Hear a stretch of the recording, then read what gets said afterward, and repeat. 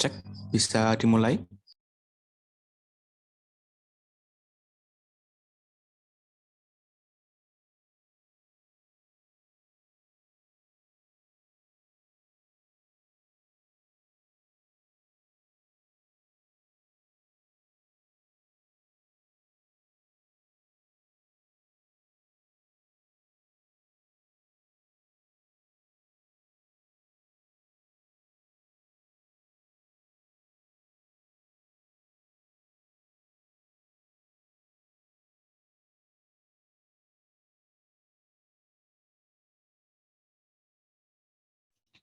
Assalamualaikum Pak Rahmat, bisa Waalaikumsalam. didengar? Oh ya, mohon maaf ya Pak, ini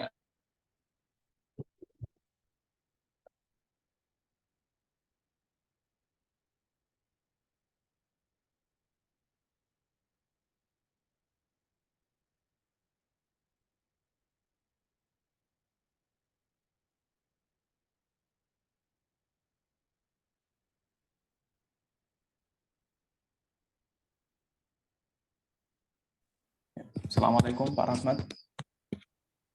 Waalaikumsalam. Ya, barangkali bisa kita mulai. Ya, silakan Mas. Baik. Assalamualaikum warahmatullahi wabarakatuh. Majelis Waalaikumsalam yang warahmatullahi. terhormat, Bapak Rahmat Rismianto, Master of Science, yang saya hormati, pimpinan Komisariat IMM Syariah dan Hukum, dan IMM Saintek, yang saya hormati IMM, pimpinan IMM dan seluruh kader di lingkup UIN Sunan Kalijaga, yang saya hormati seluruh pimpinan dan kader IMM seluruh Kabupaten Sleman. Pertama, marilah kita buka acara kajian ini, majelis ini yang terhormat ini dengan bacaan basmalah bersama-sama. Bismillahirrahmanirrahim. Bismillahirrahmanirrahim.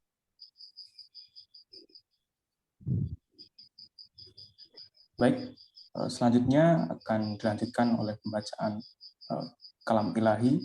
Kepada yang bertugas, waktu dan kesempatan dipersilahkan.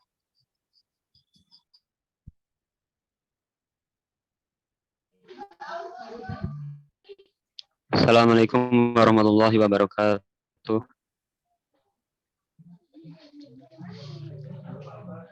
A'udzu billahi minasy syaithanir rajim. Bismillahirrahmanirrahim. Subhanalladzi asra bi'abdihi lailan minal masjidil harami ilal masjidil aqsa minal masjidil harami ilal masjidil aqsa alladzi barakna haulahu linuriyahu min ayatina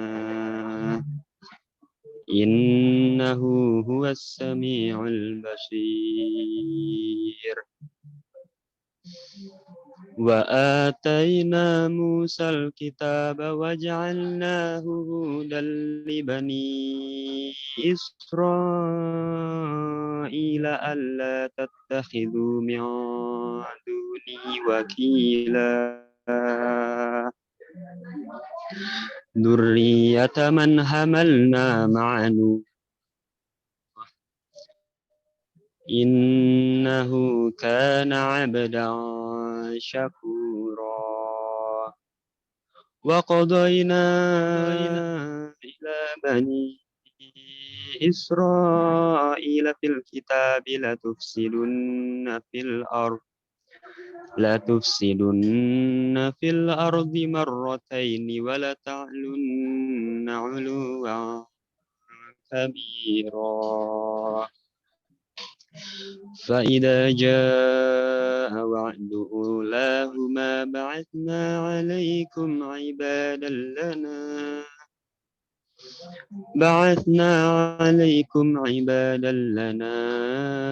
أولي بأس شريرا فجاسوا خلال الديار وكان وعدا مفعولا.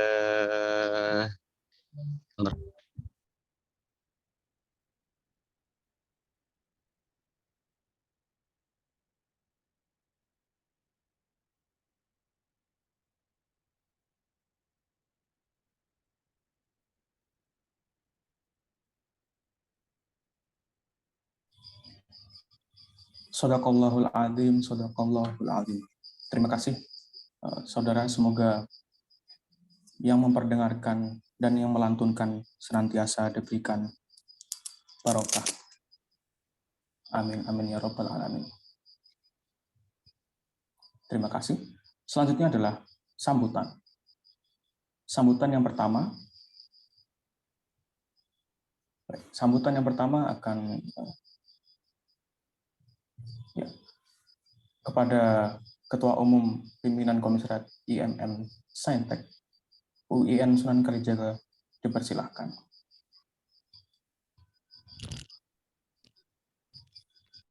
Oke, tes. Apa suara saya sudah terdengar? Sudah terdengar. Oke, baik. Sebelumnya, Assalamualaikum warahmatullahi wabarakatuh. Alhamdulillah, nahmaduhu wa nasta'inu Waalaikumsalam. wa ala alihi washabihi ajmain. Puji syukur kehadirat Allah Subhanahu wa taala yang senantiasa memberikan kita nikmat serta sehat sehingga kita bisa berkumpul pada kajian Isra Mi'raj pada malam hari ini dengan sehat walafiat. Salawat serta salam tak lupa juga kita haturkan kepada junjungan kita Nabi Muhammad Shallallahu Alaihi Wasallam yang senantiasa memberikan syafaatnya hingga yaumul kiamah nanti. Yang terhormat kepada pemateri kajian Isra Mi'raj pada malam hari ini, Bapak Rahmat Resmianto, Master of Science. Yang saya hormati Ketua Pimpinan Komisariat Fakultas Syariah dan Ilmu Hukum UIN Sunan Kalijaga, Imawati Zakia Ilma Mazida. Dan yang saya banggakan para teman-teman kajian Isra Mi'raj dan yang saya cintai panitia kajian Isra Mi'raj. Sebelumnya saya ucapkan terima kasih kepada semua teman-teman yang telah meluangkan waktu hadir pada kajian Isra Mi'raj malam hari ini. Dan dalam kajian kali ini, yakni kita mengusung tema yaitu temanya Isra Mi'raj dalam perspektif sains dan agama. Yang saya harap untuk semua teman-teman dapat mencermati dan menelah isi dari materi sehingga kita bisa tahu nih mengenai hubungan atau korelasi dari Islam dan sains itu sendiri. Ya, di mana sedikit prolog aja.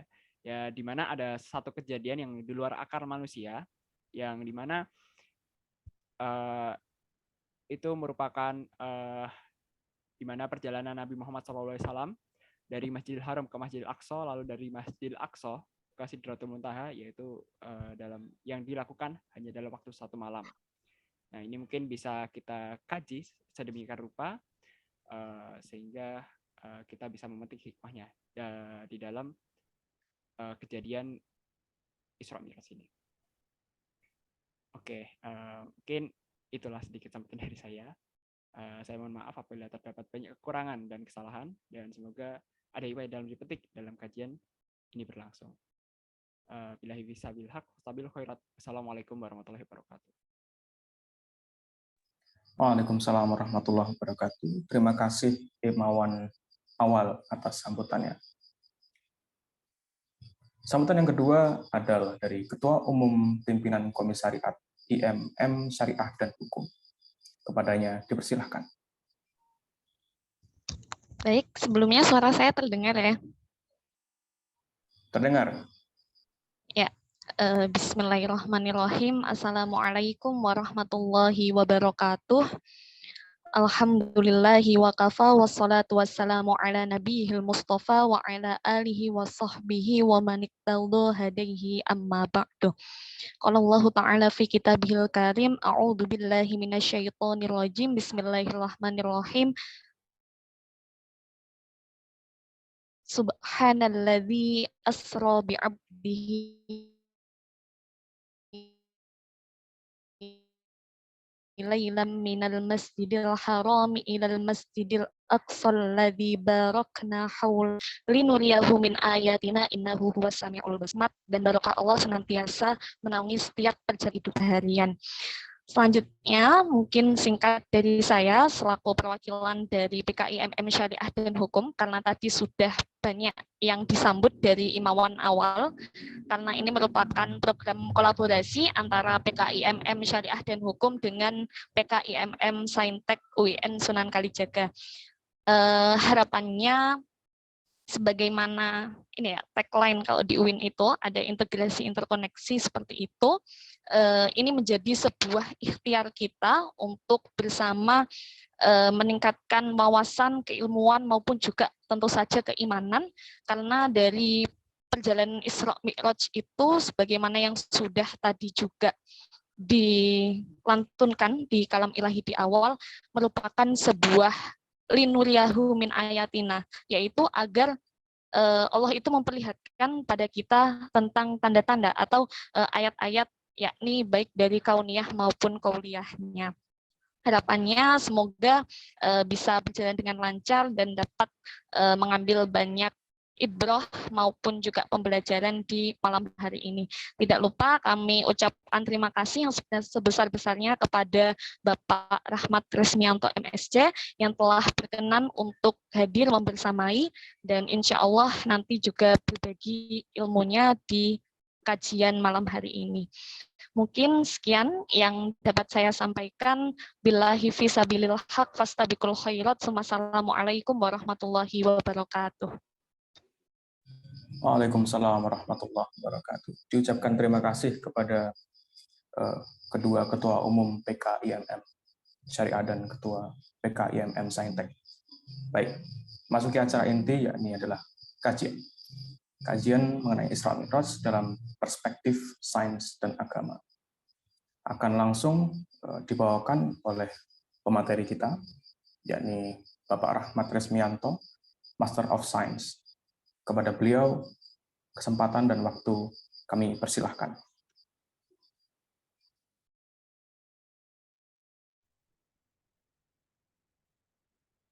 Baik, suara saya sudah terdengar ya? Terdengar? Oh ya, baik. Terima kasih sebelumnya atas waktu yang telah diberikan. Bismillahirrahmanirrahim. Assalamualaikum warahmatullahi wabarakatuh. Waalaikumsalam warahmatullahi wabarakatuh. Alhamdulillahirabbil alamin. Asyhadu alla ilaha illallah wahdahu la syarikalah wa asyhadu anna Muhammadan abduhu wa rasuluh la nabiyya ba'dah. Allahumma shalli ala sayyidina Muhammad wa ala ali sayyidina Muhammad. Amma ba'du. Baik, topik yang akan kita diskusikan pada kesempatan malam ini adalah saya diminta oleh panitia untuk membawakan tema tentang Isra Mi'raj dalam perspektif antara sains dengan agama. Saya mohon izin untuk bisa berbagi layar.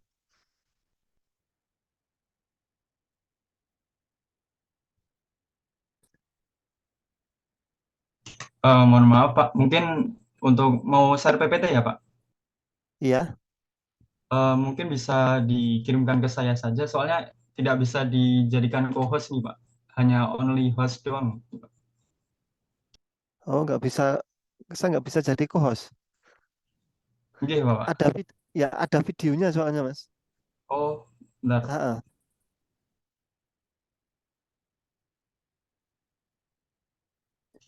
Wah, ini saya berarti mengambil alih host ini ya.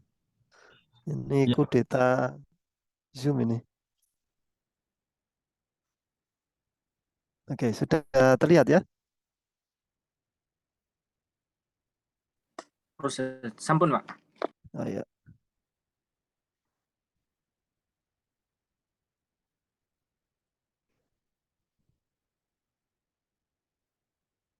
Ini sudah terekam ya?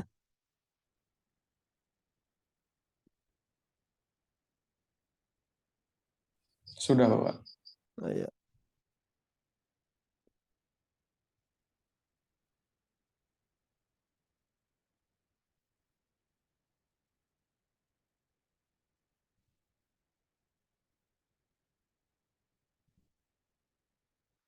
Baik, peristiwa Isra Mi'raj itu memang peristiwa yang luar biasa ya.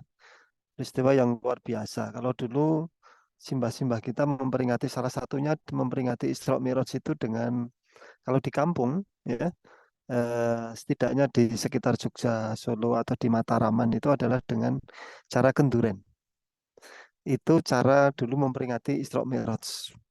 Ya sebagaimana Maulid Nabi kayak gitu ya, dengan kenduren, dengan membawa ya kayak ulang tahun kayak gitu. Kalau dalam format sekarang itu seperti apa itu potluck atau apa kayak gitu ya. Saya masing-masing membawa makanan, terus kemudian berdoa bersama. Setelah itu makan bersama di tempat. Setelah itu makanannya dibawa pulang kembali gitu ke rumah masing-masing. Gitu. Sering bergulirnya zaman, terus kemudian cara memperingati itu adalah orang tidak lagi membawa makanan tapi membawa tema gitu, yaitu dengan cara diskusi-diskusi di ruang-ruang diskusi ya. Kalau sekarang ya kita bisa diskusi dengan lintas tempat ya dalam waktu yang sama. Yang dulu itu mungkin tidak pernah terbayangkan sebelumnya ya kita bisa mendiskusikan hal yang semacam ini gitu. Jadi situasi saat ini ketika dibayangkan oleh sebelum corona saja ya kita tidak pernah bisa membayangkan bahwa kuliah itu atau pertemuan-pertemuan diskusi-diskusi itu bisa dilangsungkan hanya dengan cara yang sangat mudah sekali via Google Meet atau via Zoom meeting ini. Sesuatu yang saat ini itu kita anggap biasa. Tetapi pada masa era sebelum corona itu sesuatu yang topik itu akan menjadi topik yang mungkin sophisticated kayak gitu ya, topik yang luar biasa ya. Orang-orang teknologi pendidikan dan seterusnya, orang-orang komputer dan seterusnya seperti itu mendiskusikan itu mungkin dengan asik sekali gitu. Dan sekarang ini hanyalah merupakan fenomena yang biasa ya. Saat ini hanyalah merupakan fenomena yang biasa saja gitu. Bahkan anak-anak sekolah apa mungkin sekolah menengah saja apa itu terbiasa juga dengan hal yang semacam ini gitu. Ini poin penting ya, poin penting bahwa pada saat ini sesuatu yang sekarang sudah kita anggap biasa di era sebelumnya ya, di era sebelumnya ternyata itu dianggap sesuatu yang secara akal itu mungkin susah untuk terwujud. Ya, susah untuk terwujud gitu.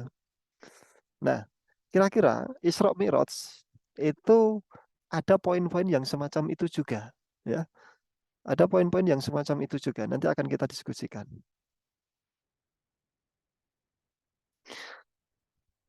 Nah, ini fenomena yang sering terjadi atau sering kita dengar ya. Mungkin di apa itu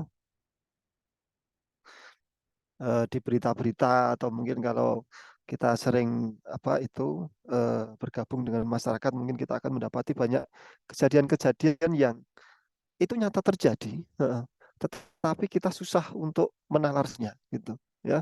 Misalkan tiba-tiba ada jalan yang sangat kecil gitu, jalan yang sangat kecil tapi ternyata ada truk yang bisa sampai lewat apa itu bisa melewati jalan itu dengan mulusnya gitu.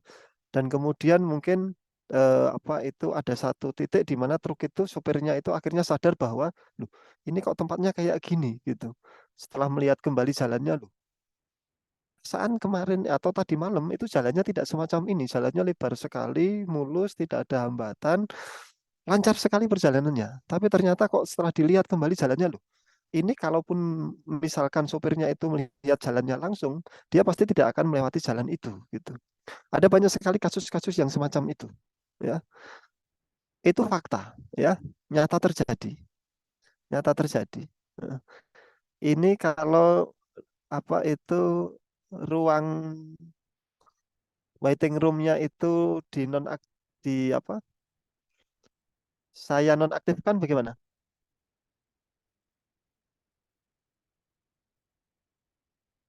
Saya nonaktifkan saja ya. Ya.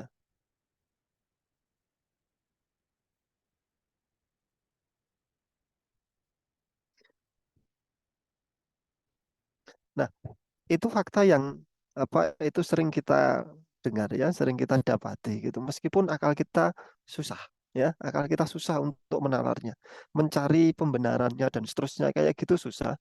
Tetapi faktanya adalah ada di lapangan ada, peristiwanya ada.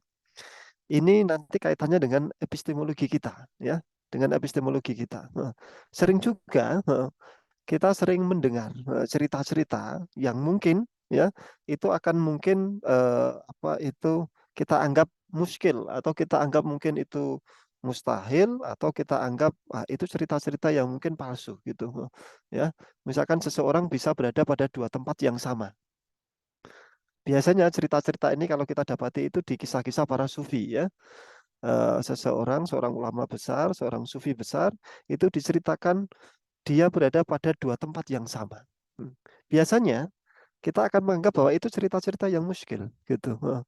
Itu paling cerita-cerita yang dilebih-lebihkan, gitu. Tanya adalah sains kita sekarang itu menunjukkan seperti itu, gitu, ya. Nanti akan kita jelaskan. Nanti Anda bisa mengingatkan saya kalau saya ternyata melewati itu, ya. Tanya adalah ternyata sains kita itu bisa menunjukkan gejala atau kemungkinan seperti itu bisa terjadi.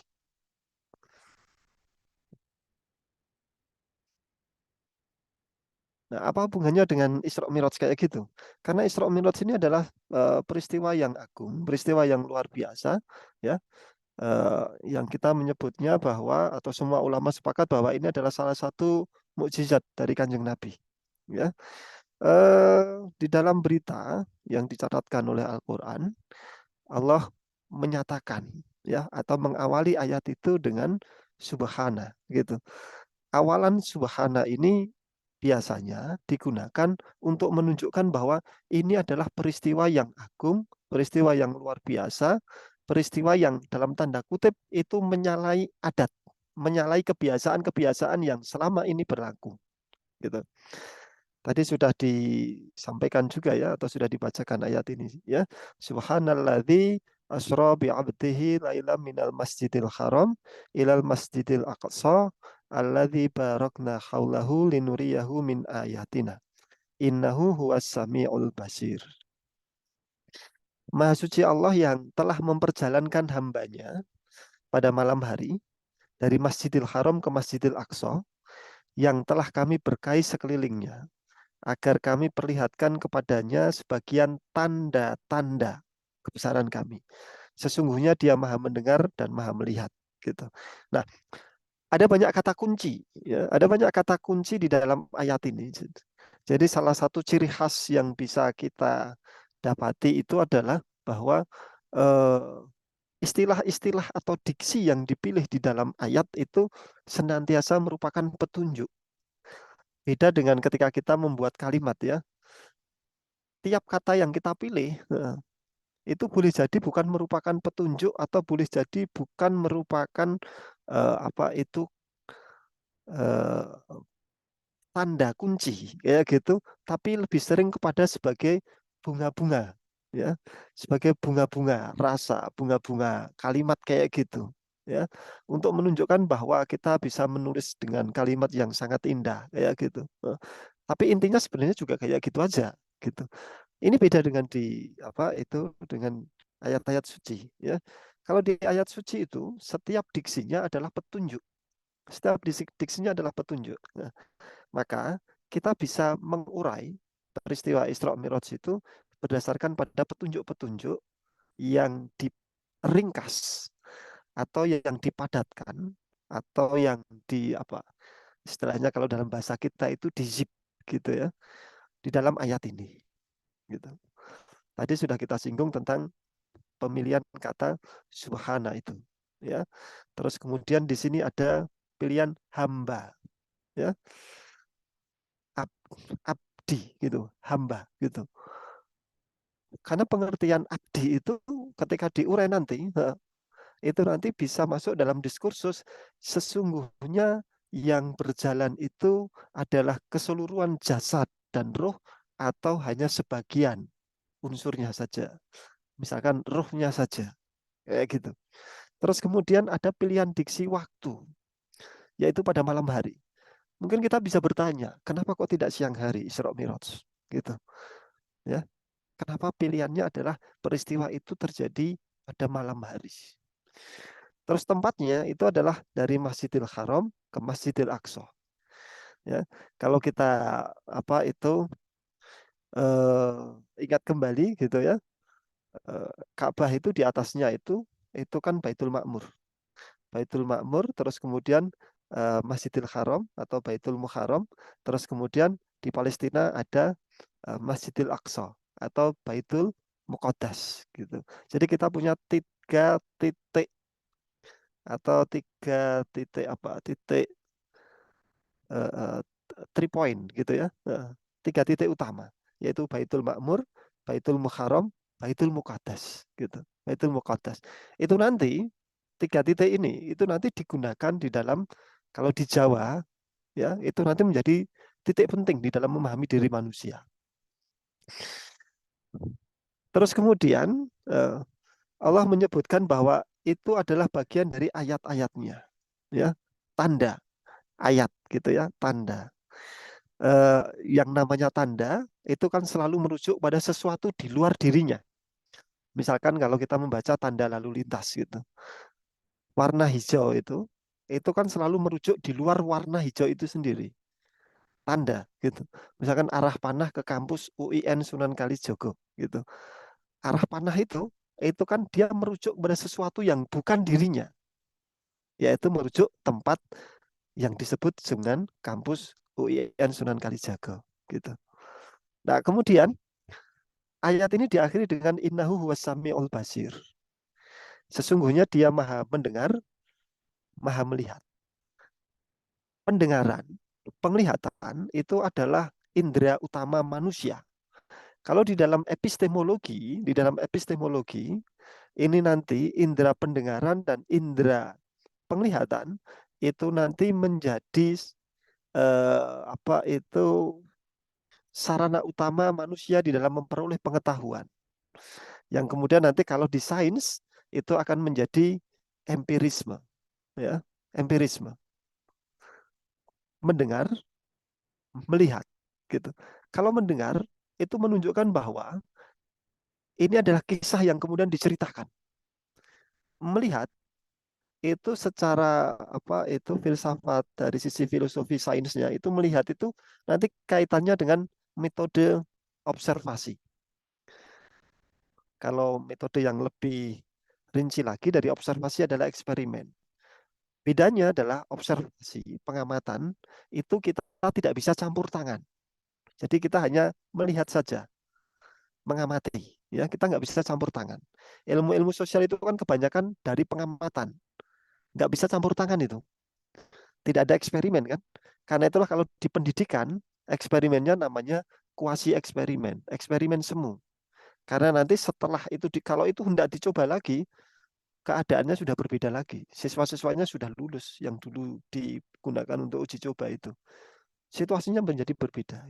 Karena itulah disebut sebagai eksperimen semu, kuasi eksperimen. Nah, itu perbedaan antara eksperimen dengan observasi.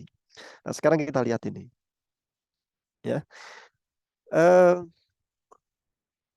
Ini Masjidil Haram, terus kemudian ini Masjidil Aqsa. Nah, ini kalau menurut Google Maps sekarang ya. Kalau itu seandainya ditempuh dengan jalan kaki, ya, maka kita membutuhkan waktu kira-kira itu 69 hari. Seandainya sehari itu diambil 8 jam saja. Ya. Sehari diambil. Kalau sekarang ini bisa ditempuh dalam orde, ya mungkin bisa satuan menit atau bisa satuan jam saja. Ya. Bisa satuan menit atau satuan jam saja, misalkan dengan menggunakan pesawat terbang. Tapi kan pesawat terbang baru muncul di abad 20, ya, di abad 20 gitu. Sebelumnya transportasi paling banter itu kan paling pakai kuda, gitu kan? Pakai kuda. Sebelum nanti akhirnya di abad 19-an itu muncul mobil, gitu ya. Jadi perjalanan, ya, perjalanan Isra-nya itu dari Masjidil Haram ke Masjidil Aqsa itu yang ditempuh dalam waktu 1 malam saja, kurang dari 1 malam, ya, kurang dari 1 malam, itu sesuatu yang luar biasa, gitu, sesuatu yang luar biasa. Maksudnya adalah ya memang di luar kebiasaan, atau di luar adat, di luar adat. Kita lihat lagi, gitu. Nah, Dari Masjidil Haram ke Masjidil Aqsa ini kalau ditempuh dengan mobil, kalau menurut Google Map itu, ya. Nah, kalau kita sehari itu menempuh 30 km, maka kita butuh waktu kira-kira 48 hari. Ini kalau menggunakan jalur mobil, ya. Menggunakan jalur mobil. Kalau menggunakan mobilnya, ya, itu ya cuma 17-an jam saja. Tapi kalau jalur mobil ini kita tempuh dengan jalan kaki, itu kira-kira butuh waktu 48 hari, 1 bulanan, 1,5 bulan. Ya, ya KKN selesai itu. Jadi di awal KKN, terus kemudian nanti pas penarikan KKN itu, nah itu sampai di Masjidil Aqsa. Gitu. Nah persoalannya adalah Nabi menempuhnya itu dalam 1 malam atau kurang dari 1 malam. Gitu. Nah kita kembali ke ayat tadi, gitu ya. Jadi ada beberapa kata kunci atau beberapa indikator utama gitu. Jadi awalan subhana ini seperti kalau kita melihat peristiwa-peristiwa yang ajaib, yang menakjubkan ya, kita selalu menggumamkan subhanallah gitu. Ya. Ini peristiwa yang hebat, peristiwa yang luar biasa. Apa hebatnya gitu? Karena jarak dari Masjidil Haram ke Masjidil Aqsa ternyata bisa ditempuh dalam waktu 1 malam saja. Di luar kebiasaan. Di luar kebiasaan ini menjadi kata kunci. Kenapa? Kalau di luar kebiasaan itu, kalau dalam makna teologis itu, di luar kebiasaan itu, kalau yang itu melekat kepada pribadi-pribadi yang soleh, itu nanti kita menyebutnya sebagai para wali itu sebagai karomah. Ya. Kalau sebagai itu makomnya itu di bawah para wali, itu nanti kita menyebutnya sebagai maunah. Kalau itu melekat kepada pribadi yang berpredikat sebagai rasul, maka kita menyebutnya sebagai mukjizat. Sebagai mukjizat gitu. Nah, terus kemudian bi'abdihi, hamba. Yang berjalan itu, yang diperjalankan itu sesungguhnya apakah hanya rohnya saja atau hanya tubuhnya atau dua-duanya gitu ya.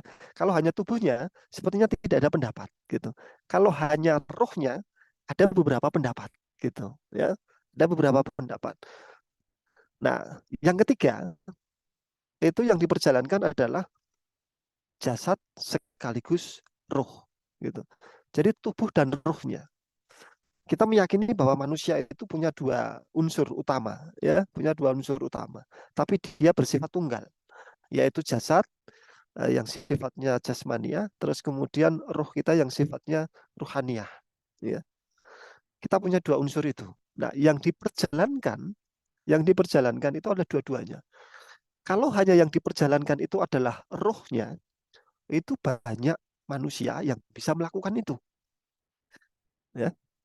Banyak manusia yang bisa melakukan itu. Yang diperjalankan itu hanya rohnya saja. Atau yang misalkan melanglang buana itu hanya rohnya saja. Banyak kejadian-kejadian kayak gitu. Ya. Orang bisa menggunakan ilmu putih atau dengan ilmu hitam gitu.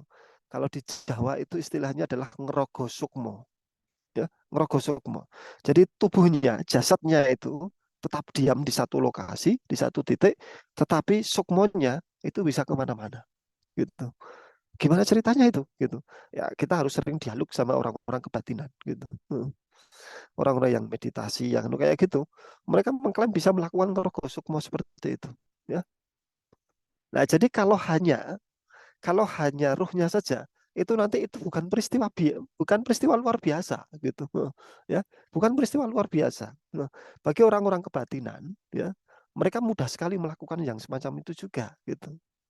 Jadi akhirnya kalau seperti ini, maka label mukjizat itu nanti bisa gugur dengan mudah gitu. Bisa gugur dengan mudah. Nah, ayat itu menunjukkan dengan jelas bahwa yang diperjalankan adalah jasad sekaligus ruh. Nah, kalau jasad sekaligus roh, belum ada cerita. Belum ada cerita, perjalanan yang seharusnya ditempuh dalam tempo 1 bulan, itu bisa ditempuh dalam waktu kurang dari 1 malam. Jasad sekaligus roh. Ya, tanpa bantuan teknologi loh ya, tanpa bantuan teknologi, tanpa bantuan kendaraan, kayak gitu. Kalau sekarang, kita bisa melakukan itu, tapi dengan bantuan kendaraan, pesawat terbang, gitu. Tapi ini tanpa bantuan kendaraan gitu. Dia hanya jasad dan ruhnya saja. Apakah jasad dan ruh itu dalam keadaan sadar atau tidak sadar? Dia dalam keadaan sadar. Nanti buktinya adalah orang-orang apa itu Quraisy itu menanyakan gitu. Kalau dalam bahasa kita ya, kita tenanan apa piye gitu. Buktinya apa gitu? Buktinya apa? Coba ceritakan dan seterusnya seperti itu kan. Nabi sadar gitu. Dalam perjalanan itu Nabi sadar. Jadi bukan Nabi hanya diboyong saja, tidak. Nabi beserta rohnya, Nabi mengalaminya itu dengan sepenuh kesadaran, gitu. Ya. Terus kemudian Asro memperjalankan, gitu. Jadi seolah-olah, ya, seolah-olah kekuatan yang menjalankan itu bukan berasal dari diri Nabi, ya, bukan berasal dari diri Nabi. Maka Nabi itu seperti apa? Kalau di dalam manu itu objek, ya, seperti objek pelaku atau apa? Kalau subjek menderita kok kayaknya anu banget ya, tidak pas gitu kalau subjek menderita. Jadi Nabi itu adalah bagian dari objek itu. Jadi bukan kekuatan itu bahwa Nabi bisa melakukan apa, bisa menempuh perjalanan yang sangat jauh itu bukan karena kekuatan diri Nabi, ya, bukan karena kekuatan diri Nabi. Itu kata kunci, ya, kata kunci. Kalau sekarang kan orang bisa, misalkan orang bisa apa itu bisa terbang, bisa macam-macam kayak gitu. Itu kan kekuatan-kekuatan yang dia melekat pada itu karena dipelajari dan seterusnya seperti itu ya. Terus kemudian yang keempat itu adalah malam. Dan malamnya waktunya singkat, Laila, malam. Kenapa malam? Gitu. Kenapa malam? Gitu. Kok tidak siang? Atau tidak apa itu ya siang ya. Kalau pagi hari ya tetap masuknya siang kayak gitu. Kenapa malam?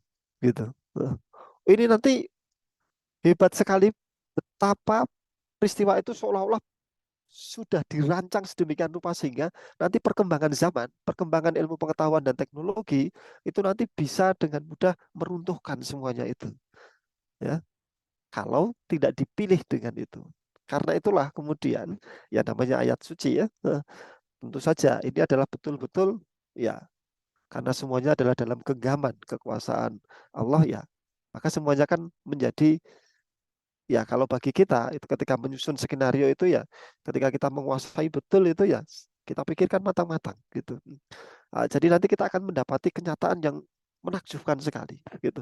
Nah, semuanya ini ya ada peristiwa besar terus kemudian memperjalankan malam ini dimensi waktu ya. Memperjalankan itu kaitannya dengan tempat itu adalah masalah ruang ya, masalah ruang. Terus kemudian ini kesatuan jasad dan ruh. Ini adalah diskusi tentang materi. Maka ayat itu, ya, ayat tentang Isra Mi'raj ini itu merupakan diskursus tentang materi, ruang, dan waktu.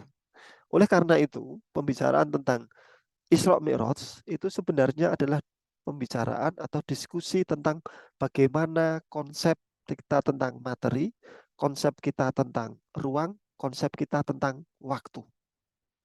Ya. Tidak bisa tidak, kita harus kembali ke konsep itu. Ya. Nah, kalau kita lihat, Nabi itu hidup pada abad ke-7, ya, pada abad ke-7,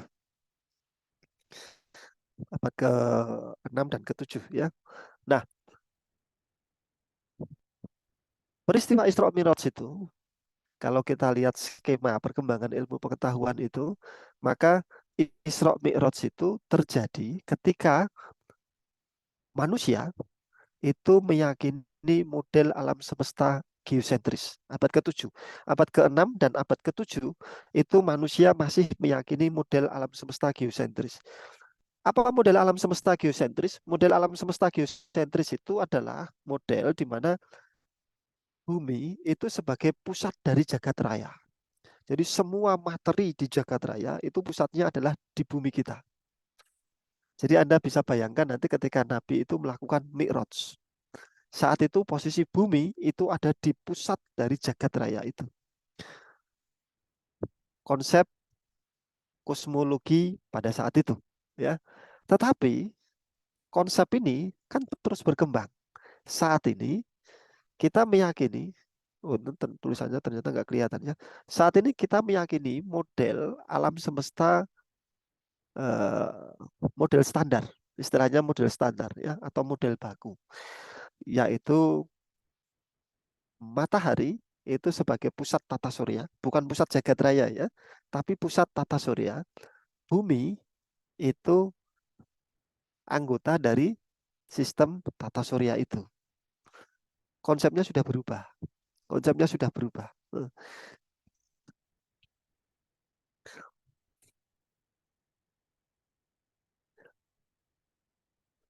Nah, ini mengapa malam hari ya? Mengapa malam hari? Ini jam berapa? Oh, kok sudah mau jam 9 ya? Ya, mengapa malam hari? Kita lihat ini. Ini bumi kita ya. Ini ketika Isra Mi'raj itu terjadi pada abad ke-7 ya. Model alam semesta saat itu yang diyakini itu adalah model alam semesta geosentris. Ptolemeus ya. Claudius Ptolemeus dikembangkan oleh Claudius Ptolemeus. Claudius Ptolemeus itu pada tahun 150 Masehi itu menulis satu buku, The Almagest. Di dalam buku itu Ptolemeus menyinggung Pulau Sumatera. Jadi Pulau Sumatera itu Nusantara itu sudah dikenal ya di dunia internasional tahun 150 Masehi. 150 Masehi. Nah, model ini sebelumnya itu sudah berkembang ya. Sudah berkembang ya apa itu di era Yunani ya, di era Yunani. Sudah berkembang di masa peradaban Yunani itu. Aristoteles itu juga meyakini model ini ya. Model alam semesta dengan pusatnya adalah bumi kita ini. Sekarang kita lihat ya. Sekarang kita lihat. Ini matahari ya. Jadi ini bumi, langit pertama itu bulan, terus kemudian ini planet Merkurius, planet Venus, matahari, planet Mars, terus kemudian ini planet Jupiter, planet Saturnus. Saat itu planet-planet yang dikenal baru ini ya. Planet-planet yang dikenal baru ini. Jadi dulu manusia itu, para ilmuwan itu membayangkan jagat raya kita itu semacam ini. Buminya itu seperti di inti ya, di inti bola. Nah, ini matahari gitu. Kalau peristiwa Isra Mi'raj itu terjadi pada malam hari, berarti posisinya kira-kira ada di mana? Posisinya ada di daerah sini ya. Kalau di daerah sini, ini kan pada posisi siang hari. Di sini, malam hari. Itu ada di baliknya matahari ini. Ya, di sisi yang di sini. Nah, ketika malam hari, Nabi Mi'raj gitu. Mi'raj itu kan dia menjauhi bumi kan. Dia menjauhi bumi. Maka dia menjauhi matahari juga. Gitu. Itu ketika posisi model alam semestanya adalah alam semesta geosentris. Kita bisa bayangkan kalau seandainya Isra Mi'raj itu terjadi pada pada siang hari, maka Nabi ketika Mi'raj itu, ini menuju matahari gitu. Oh itu hancur itu, ya. Secara fisik itu hancur gitu. Teori nanti tidak akan secara rasional itu orang tidak akan menerima itu. Secara fakta bahwa apapun yang menuju ke matahari itu nanti dia pasti akan kepanasan dan akhirnya itu akan lebur gitu. Nah, Isra Mi'raj itu terjadi pada malam hari. Terjadi pada malam hari. Nah, ini sistem yang kita yakini saat ini, ya. Sistem yang kita yakini saat ini. Jadi ini bumi, ini matahari, ya. Jadi ketika malam hari itu kan posisinya ada di sini. Maka ketika Nabi itu melakukan Isra itu dari Masjidil Haram ke Masjidil Aqsa, di sini masih di atas permukaan bumi. Terus kemudian Nabi itu Mi'raj. Mi'rajnya tentu saja adalah dia menjauhi bumi. Dia akan naik ke atas. Maka dia menjauhi bumi. Maka atasnya saat itu adalah di daerah sini. Ya, atasnya itu ada daerah sini. Jadi kalau kita naik ke atas, posisi kita saat ini, Anda di kamar masing-masing itu naik ke atas itu kan menjauhi bumi ke atas gitu. Ini juga saat ini malam hari ya. Maka posisi kita adalah kalau ke atas terus kita akan menjauhi matahari. Ya. Jadi ketika diceritakan bahwa Nabi itu melakukan mi'raj itu ya sampai langit ketujuh itu, orang masih bisa menerima. Secara rasional itu bisa diterima. Kenapa? Karena konsep pengetahuan pada saat itu abad ke-7 sampai sekarang itu bisa menerimanya secara rasional. Karena memang menjauhi matahari gitu. Bayangkan kalau Isra Mi'raj itu terjadi pada siang hari. Nah, Nabi lari ke sini Mi'rajnya. Itu nggak bisa, itu nggak rasional gitu kan. Di abad ke-7 juga sudah tertolak.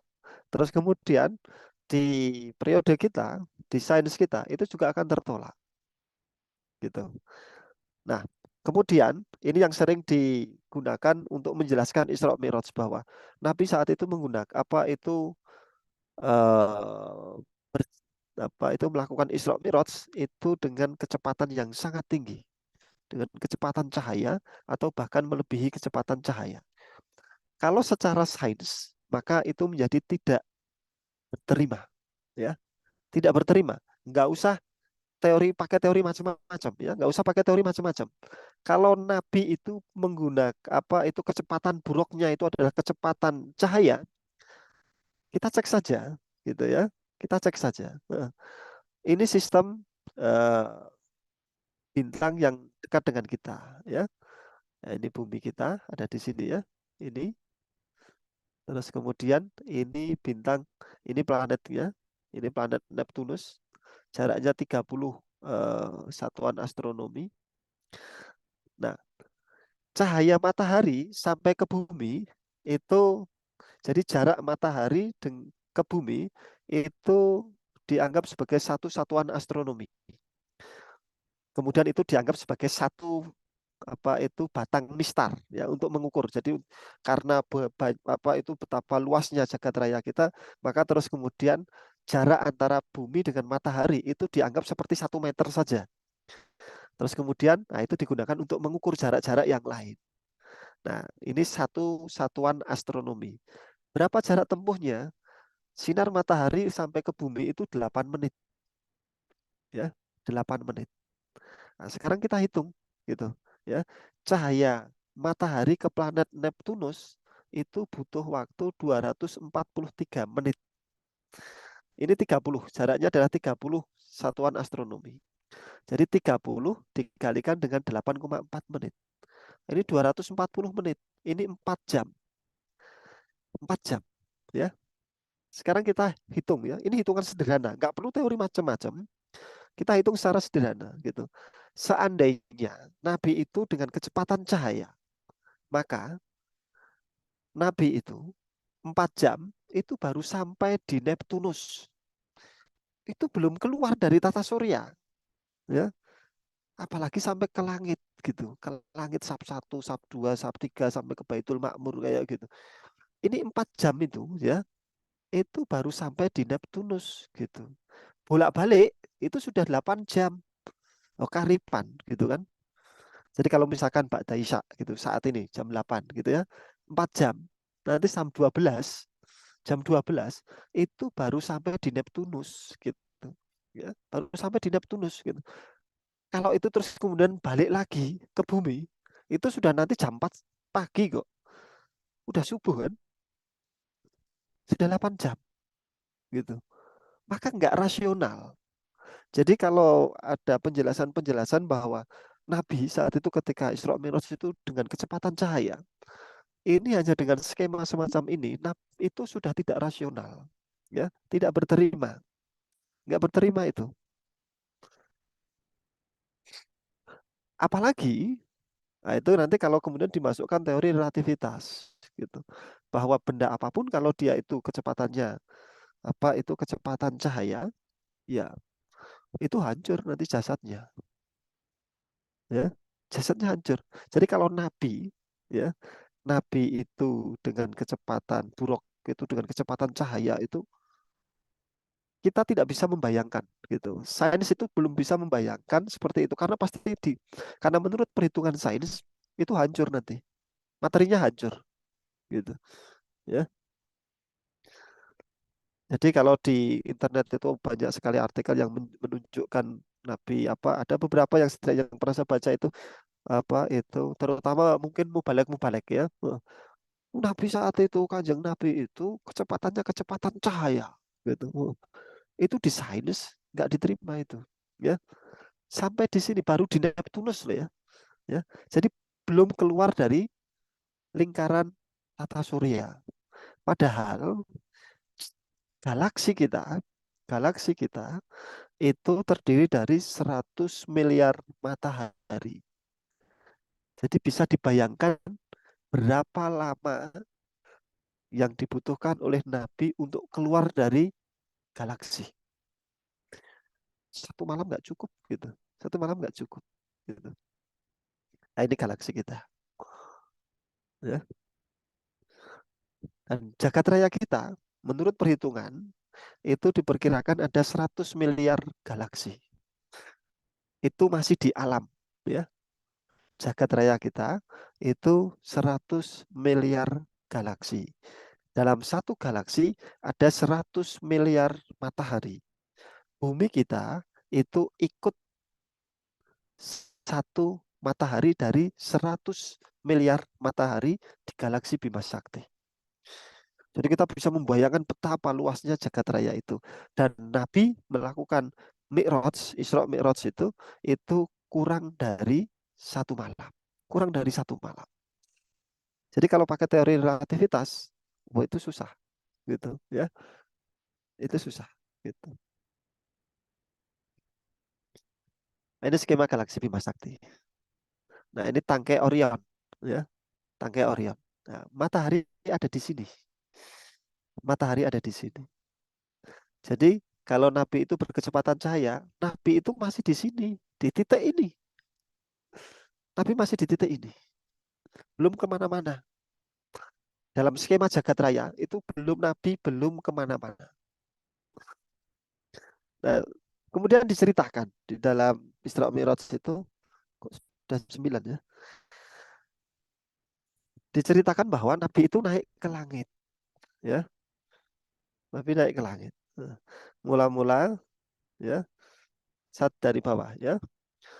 Mula-mula Rasul itu memasuki langit dunia. Di sana dijumpainya Nabi Adam, ya.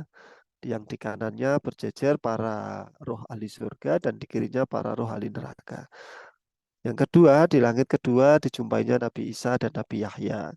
Di langit ketiga ada Nabi Yusuf, Nabi Idris. Di langit kelima ada Nabi Harun, ya. Di langit keenam Nabi Musa. Di langit ketujuh, ya, beliau bertemu dengan Nabi Ibrahim. Ya, ini di Baitul Ma'mur. Ya, di sana beliau melihat Baitul Ma'mur. Gitu. Nah, soalannya adalah apa makna langit gitu? Apa makna langit gitu? Karena kalau di dalam sains makna langit itu ya segala sesuatu yang di luar bumi itu langit. Itu langit. Yang kita sebut langit itu, misalkan ya awan-awan itu kita kan sering menyebutnya itu sebagai langit gitu. Apakah betul itu sebagai langit yang sejati gitu? Atau karena memang kita menyebutnya langit saja gitu? Karena itu masih dalam jangkauan bumi, ya, masih dalam jangkauan bumi. Jadi itu kan masih ada di atmosfernya bumi, ya. Jadi bumi diselubungi lapisan udara yang sangat tebal, ya. Semakin ke atas nanti semakin renggang, gitu, ya. Nah, lapisan ini kan masih dianggap sebagai bagian dari bumi. Jadi kalau kita menyebut bahwa, ya, misalkan pesawat terbang kayak gitu, itu masih di wilayahnya bumi, gitu, wilayahnya bumi. Tetapi dalam percakapan sehari-hari kita menyebutnya itu sebagai langit, gitu, ya. Nah, kalau dalam bahasan apa itu teologis itu sebenarnya yang dimaksud dengan makna langit itu langit yang bagaimana? Kalau di sains, ya, segala sesuatu di luar bumi itu dianggap sebagai langit, ya. Jadi yang di luar bumi itu langit, gitu. Nah, kalau atmosfer itu dianggap di luar bumi, maka ya udara itu dianggap sebagai langit, gitu.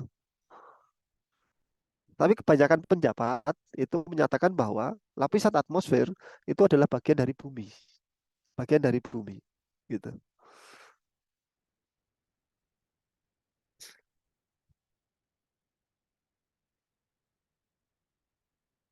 Nah, ini konsep 7 langit ya. Konsep 7 langit. Ini konsep 7 langit. Jadi ini konsep langit kuno ya. Langit kuno. Ini dari Yunani.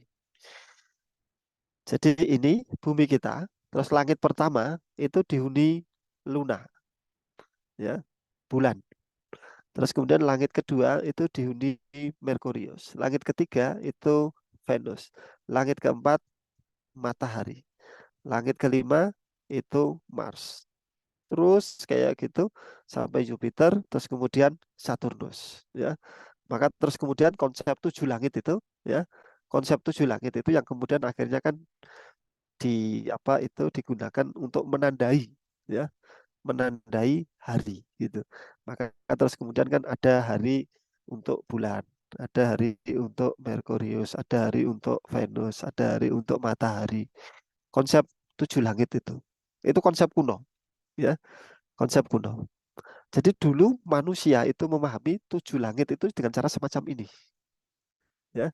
Maka pada abad ke-7 Masehi itu, ketika diceritakan bahwa Nabi itu keluar dari langit, itu mudah sekali untuk diterima ya, karena konsep langitnya kalau sekarang itu ini hanya tata surya saja kalau sekarang ya. Jadi mulai abad ke-20 konsep langit itu menjadi berbeda.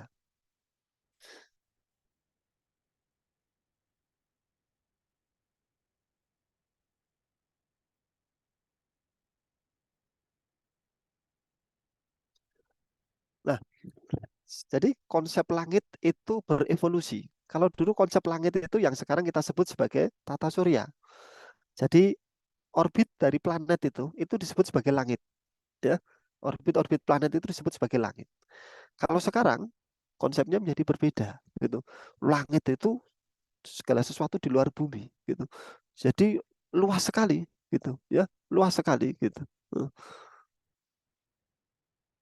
Jadi kita bisa ya akal kita mungkin tidak bisa menjangkaunya ya. Kadang kita membayangkan Amerika itu bagaimana, Alaska itu bagaimana, kutub utara, kutub selatan itu bagaimana. Kita saja kalau seandainya tidak apa itu YouTube itu tidak ada gitu, mungkin kan kita susah untuk membayangkan itu. Kita hanya dari mendengar cerita-ceritanya saja. Nah, ini konsep langit. Ya, sekarang kita ke konsep ruang, ya, ke konsep ruang.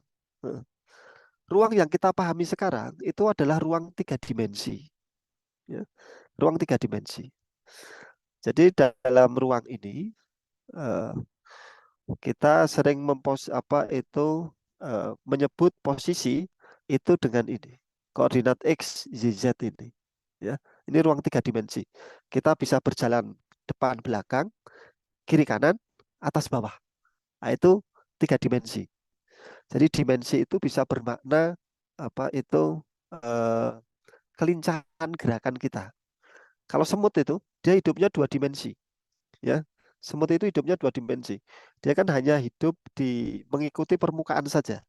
Misalkan kalau kita letakkan di atas meja itu, semut itu hanya bisa maju mundur kiri kanan. Dia nggak bisa ke atas ke bawah, ya. Dia nggak bisa ke atas ke bawah. Kalau kita kan bisa meloncat, ya. Kita bisa meloncat ke atas atau ambles ke bawah, gitu. Tapi kalau semut nggak bisa dia, ya. Mobil itu juga 2 dimensi. Dia hanya bisa maju mundur kiri kanan, gitu. Mobil itu kan nggak bisa ke atas, mobil kita atau motor kita kayak gitu. Dia nggak bisa gerak ke atas, nggak bisa gerak ke bawah. Jadi dia hidup di 2 dimensi saja. Makanya begitu ada pesawat lewat itu, kalau kita di mobil itu, seandainya kita itu nggak bisa menggerakkan kepala itu, kita nggak bisa melihat pesawat juga. Ya. Konsep ini sederhana, tetapi nanti menjadi penting. Mengapa? Karena bagi makhluk-makhluk yang hidup di 2 dimensi, dia tidak bisa menyaksikan kehidupan dimensi ketiga. Ya. Maka makhluk yang hidup di 1 dimensi, dia juga tidak bisa menyaksikan ya peristiwa-peristiwa di dimensi yang kedua. Jadi kalau ini kita buat general itu ya, makhluk yang hidup di dimensi-dimensi rendah, dia tidak bisa menyaksikan peristiwa-peristiwa di dimensi yang lebih tinggi. pertanyaan berikutnya adalah berapa sebenarnya dimensi alam semesta kita? Ya. Saat ini yang bisa terverifikasi, yang bisa diamati, dieksperimenkan itu adalah kita hidup di alam 3 dimensi. Nah, terus kemudian perkembangan yang terakhir di abad ke-20 itu dimensi jadi saat itu dimensi ruang dan dimensi waktu itu terpisah. Nah, kemudian ketika Einstein datang dengan konsepnya relativitas itu, dimensi waktu itu dianggap melekat dengan dimensi ruang. Jadi dianggap sebagai dimensi keempat. Jadi kalau kita bayangkan, kita diskemakan itu, maka ini adalah dimensi ruang, space-nya, ini dimensi waktunya. Itu mudahnya kayak gini, dimensi ruang dan dimensi waktu itu. Saat ini, ketika kita duduk di kamar, itu kan kita menempati dimensi ruang. Waktunya adalah malam ini, gitu. Besok kalau kita duduk di posisi yang sama, dimensi waktunya sudah berbeda, tapi dimensi ruangnya sama. Nah, itu ruang dan waktu, ya, ruang dan waktu. Keadaannya apakah sama? Berbeda. Keadaannya sudah menjadi berbeda. Besok dengan sekarang kan keadaannya menjadi berbeda. Suasananya, kita kan bisa membedakan ya rasa malam Senin dengan rasa malam Minggu, gitu kan? Atau dengan rasa dengan malam-malam yang lain, ya gitu. Kita juga bisa mengamati ini dimensi ruang space time ini, ruang waktu itu dengan melihat pergerakan itu bulan sabit itu, ya. Jadi seandainya kita berdiri pada posisi yang sama, kita foto tanggal 1, ya, tanggal 1 yang itu bulan Hijriah, ya, bukan tanggal 1 bulan nasional. Tanggal 1 bulan Hijriah kita foto di tempat yang sama terus gitu. Jadi nanti 30 hari atau 29 hari kemudian kita berdiri di tempat itu, kita foto. Kita foto terus kayak gitu, maka nanti kita akan mendapatkan pergerakan bulan itu. Nah, itu nanti bisa dibuat skema, ya. Ruangnya sama, tapi waktunya berbeda. Nah, kira-kira sederhananya, maka ruang waktu itu bisa digambarkan dengan cara yang semacam itu. Nah, apakah dimensi kita hanya dimensi 3 dimensi ruang dan 1 dimensi waktu saja? Tidak. Kalau menurut perhitungan matematika atau menurut pemodelan matematika, dimensinya itu bisa lebih tinggi daripada itu, ya, bisa lebih tinggi daripada itu. Tetapi itu hanya hidup di alam rasional saja. Sampai saat ini yang bisa diverifikasi oleh para ilmuwan itu hanya sampai dimensi 3 dimensi ruang dan 1 dimensi waktu yang bisa diverifikasi oleh manusia, yang bisa diverifikasi oleh para ilmuwan. Tetapi secara rasional, ya, model-model matematika itu bisa menjelaskan bahwa ada banyak dimensi di alam semesta ini. Jadi dimensinya itu bisa dimensi tinggi, lebih dari 3 atau lebih dari 4 gitu.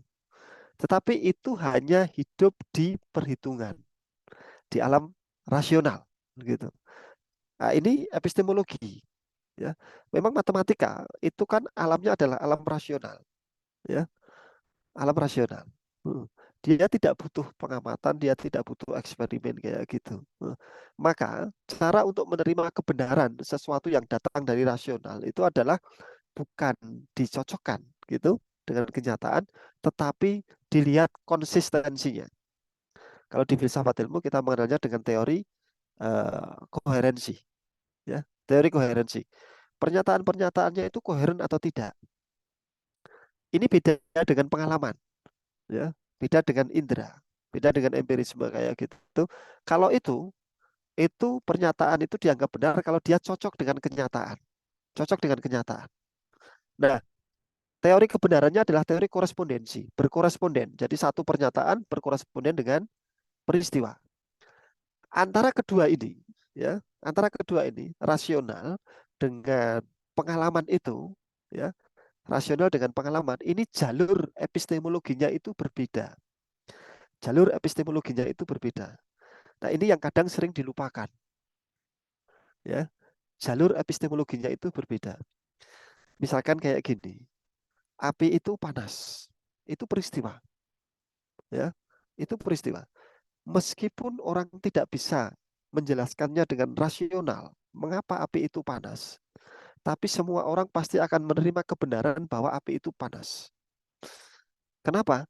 Karena ini peristiwa. Metode untuk menerima kebenarannya adalah dengan mencocokkan dengan peristiwanya, dengan kejadiannya, ya, dengan kejadiannya, ya.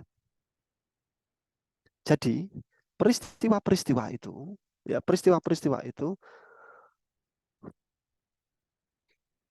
cara untuk menerima bahwa itu benar atau salah itu adalah dengan melihat kecocokannya dengan kejadian, ya. Misalkan gitu, Isra Mi'raj gitu. Secara rasional nggak masuk akal itu, ya. Ketika saya bilang bahwa Isra Mi'raj itu tidak masuk akal, jangan beranggapan bahwa saya tidak menerima Isra Mi'raj, bukan. Karena memang secara rasional itu memang tidak bisa dinalar. Tetapi peristiwanya terjadi. Sama seperti api itu panas. Api itu panas, apakah kita bisa menjelaskan secara rasional? Enggak. Apa buktinya?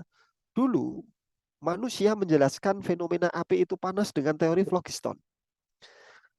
Itu jauh sebelum dikenal oksigen, ya. Ada zat asam dan zat asam arang. Sebelum percobaannya Lavoisier, tulisannya Lavoisier. Sebelum percobaannya Lavoisier, orang dulu menjelaskannya dengan teori phlogiston, ya. Tapi kemudian, ya, ketika Lavoisier itu datang dengan eksperimen-eksperimennya, maka terus kemudian peristiwa pembakaran, bahwa api itu panas, bisa membakar, dan seterusnya bisa dijelaskan dengan teori pembakaran. Yang itu sama sekali berbeda, gitu. Apakah nanti tidak mungkin akan ada teori baru yang menjelaskan mengapa pembakaran itu bisa terjadi? Sangat mungkin teori baru itu akan muncul lagi, ya. Tetapi fakta bahwa api itu panas itu diterima semua manusia. Kalau tidak percaya, cukup bisa dicoba. Tidak perlu menerima kebenaran teori phlogiston, tidak perlu menerima kebenaran teori-teorinya Lavoisier, tapi cukup dicoba gitu. Tangan diletakkan di atas api, terasa panas atau tidak. Orang langsung akan yakin, ya, ini api itu panas gitu. Nah, ini jalur epistemologi atau jalur kebenaran. Jalur bagaimana kita mendapatkan pengetahuan gitu. Maka peristiwa Isra Mi'raj dia sebagai sebuah peristiwa bukan dengan akal, tapi dengan apa? Ya dengan kecocokan kejadian itu. Karena itulah pembuktian Isra Mi'raj itu nanti lewat apa? Lewat pengalaman, ya. Itu bisa kita dapati di banyak hadis gitu. Itu epistemologis. Jadi kisah Isra Mi'raj itu sebenarnya adalah kisah epistemologi. Bagaimana kita menggunakan, kalau dalam apa itu, dalam bahasa kita ya, dalam bahasa kampus itu bagaimana kita menggunakan teori korespondensi. Nah, kita kembali ke sini dulu ya. Jadi alam yang berdimensi n itu mungkin, tetapi itu hanya hidup di alam matematis gitu. Di alam matematis gitu. Nah, di alam matematis, dunia rasional, maka sebutannya itu adalah masuk akal atau tidak masuk akal. Bukan mungkin atau tidak mungkin, tapi masuk akal atau tidak masuk akal. Tetapi kalau di alam indera, di alam pengalaman, sebutannya bukan masuk akal atau tidak masuk akal, tetapi mungkin atau tidak mungkin. Jadi Isra Mi'raj itu yang tepat itu peristiwanya sebutannya adalah ini mungkin terjadi atau tidak mungkin terjadi. Jadi mungkin terjadi atau tidak mungkin terjadi. Karena itu adalah levelnya adalah level pengalaman, level indera.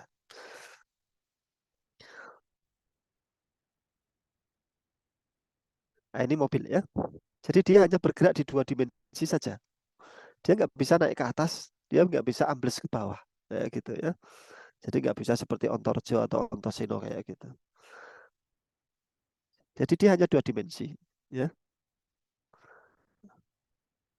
Nah, kalau helikopter dia bisa maju, mundur, bisa ke kiri ke kanan, bisa naik, bisa turun, gitu. Ini 3 dimensi, ya. Jadi orang-orang, ya, di mobil ini ini nggak bisa melihat gerakan ini, gitu ya. Kecuali dianguk-anguk loh ya. Kalau dianguk-anguk seperti di film-film kayak gitu ya, dia akan melihat ini, ya. Jadi kalau dia itu hanya berdiri gitu saja, maka dia nggak akan bisa melihat ini. Karena ini adalah peristiwa di dimensi yang lebih tinggi, kayak gitu. Nah, apa hubungannya dengan di apa itu di Isra Mi'raj? Maka Isra Mi'raj itu bisa kita jelaskan bahwa Isra Mi'raj itu adalah peristiwa lintas dimensi. Jadi Nabi itu masuk ke dalam dimensi yang lebih tinggi daripada dimensi kita. Karena itulah beliau langsung cepat sekali, gitu, ya. Dan beliau bisa mengalami peristiwa-peristiwa yang, ya, di dimensi yang lebih rendah itu tidak terjadi. Nah, itu nanti masuk juga ke dalam konsep waktu, ya, konsep waktu. Kalau kita berpikir bahwa waktu itu mengalir, ya, dari masa lalu, masa kini, masa depan, mengalir seperti itu, maka ketahuilah bahwa itu adalah konsep waktu barat. Itu adalah konsep klasik, konsep waktu barat, dan itu konsep klasik. Jadi waktu atau konsep waktu Newton, konsep waktu Newtonan. Waktu mengalir dari masa lalu, melewati masa kini, menuju masa depan. Ya, itu konsep waktu barat, gitu. Di kebudayaan-kebudayaan yang lain itu punya konsep waktu yang berbeda. Ya, jadi kalau kita mencoba masuk menjelaskan Isra Mi'raj itu dengan konsep waktu yang semacam itu, susah itu, ya, susah itu. Nah, ini ada beberapa, ya, 3 pandangan tentang waktu, ya, metafisika tentang waktu itu, ya, yang dia hanya beranggapan bahwa yang eksis itu hanyalah yang sekarang, yang sekarang. Dampaknya apa? Maka dia akan menganggap ya akhirat itu nggak ada, kehidupan masa lalu itu ya nggak ada juga, sekarang saja, gitu ya, sesaat sekarang, gitu. Ada juga yang menganggap ini, ya, waktu yang eksis itu adalah masa lalu dan saat ini, ya, masa lalu dan saat ini. Masa depan itu dianggap tidak eksis, tidak eksis. Nah, yang ketiga ini eternalisme. Ini menganggap bahwa masa lalu, masa kini, dan masa depan itu berada di dalam blok. Karena itulah bagi orang-orang yang berpandangan semacam ini, maka waktu masa lalu itu bisa diakses pada saat sekarang, masa depan bisa diakses pada saat sekarang. Ini pandangan ini, ya, menganut eternalisme. Jadi, ketika ada konsep-konsep waktu yang berbeda itu, kita jangan buru-buru menghakimi dulu, gitu ya. Maka kita perlu lihat kembali konsep waktu, gitu. Karena itulah tadi di awal saya jelaskan bahwa peristiwa Isra Mi'raj itu mengajak kita untuk membongkar kembali konsep tentang materi, konsep tentang ruang, dan konsep tentang waktu, gitu. Konsep tentang waktu. Misalkan kayak gini, kalau di Jawa itu ada primbon, gitu kan? Ada apa itu konsep weton dan seterusnya seperti itu. Itu konsep waktu, ya, konsep waktu. Jadi kalau menurut orang Jawa, waktu itu melekat pada pribadi. Kalau yang kita pahami sekarang itu kan waktu itu kan sifatnya universal.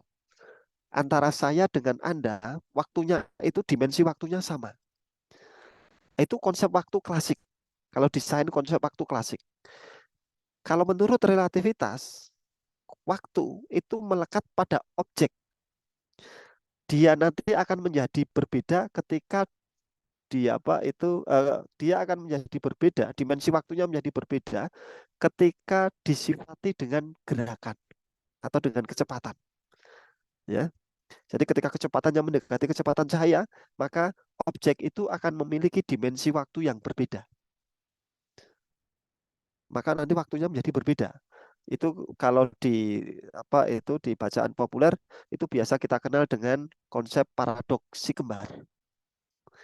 Jadi di relativitas, di sains modern itu meyakini bahwa waktu itu melekat pada objek, tetapi di faktor pembedanya adalah pada kecepatan.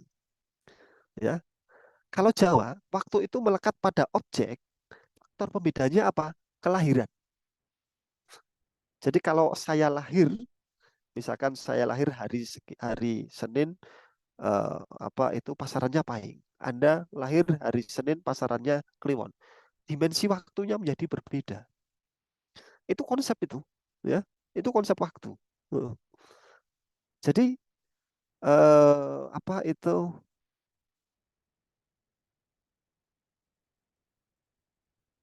Sains itu juga membuktikan bahwa sains modern itu juga membuktikan bahwa ternyata konsep waktu itu tidak seperti itu juga, gitu loh. Ya, baik kita lanjutkan. Nah, ini martabat alam. Ini biasa kalau ini biasa kita di sufi ya, di buku-buku sufi banyak kita dapati itu. Yang kita diskusikan tadi itu alam semesta itu. Ini jam 21.17. Nggak apa-apa ya, masih ada beberapa slide.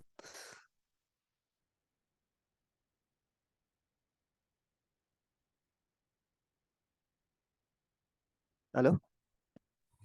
Ya Pak, bisa dilanjutkan Ya. dulu sampai Ya. 21.20. Oh ya, baik 3 menit lagi ya.